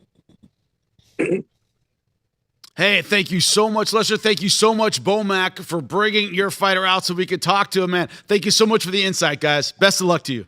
Hey guys, can y'all hear me? Yeah.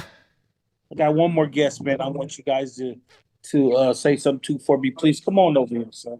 He's one of the rising stars of the 140 division, and you guys is actually the fight is in his hometown.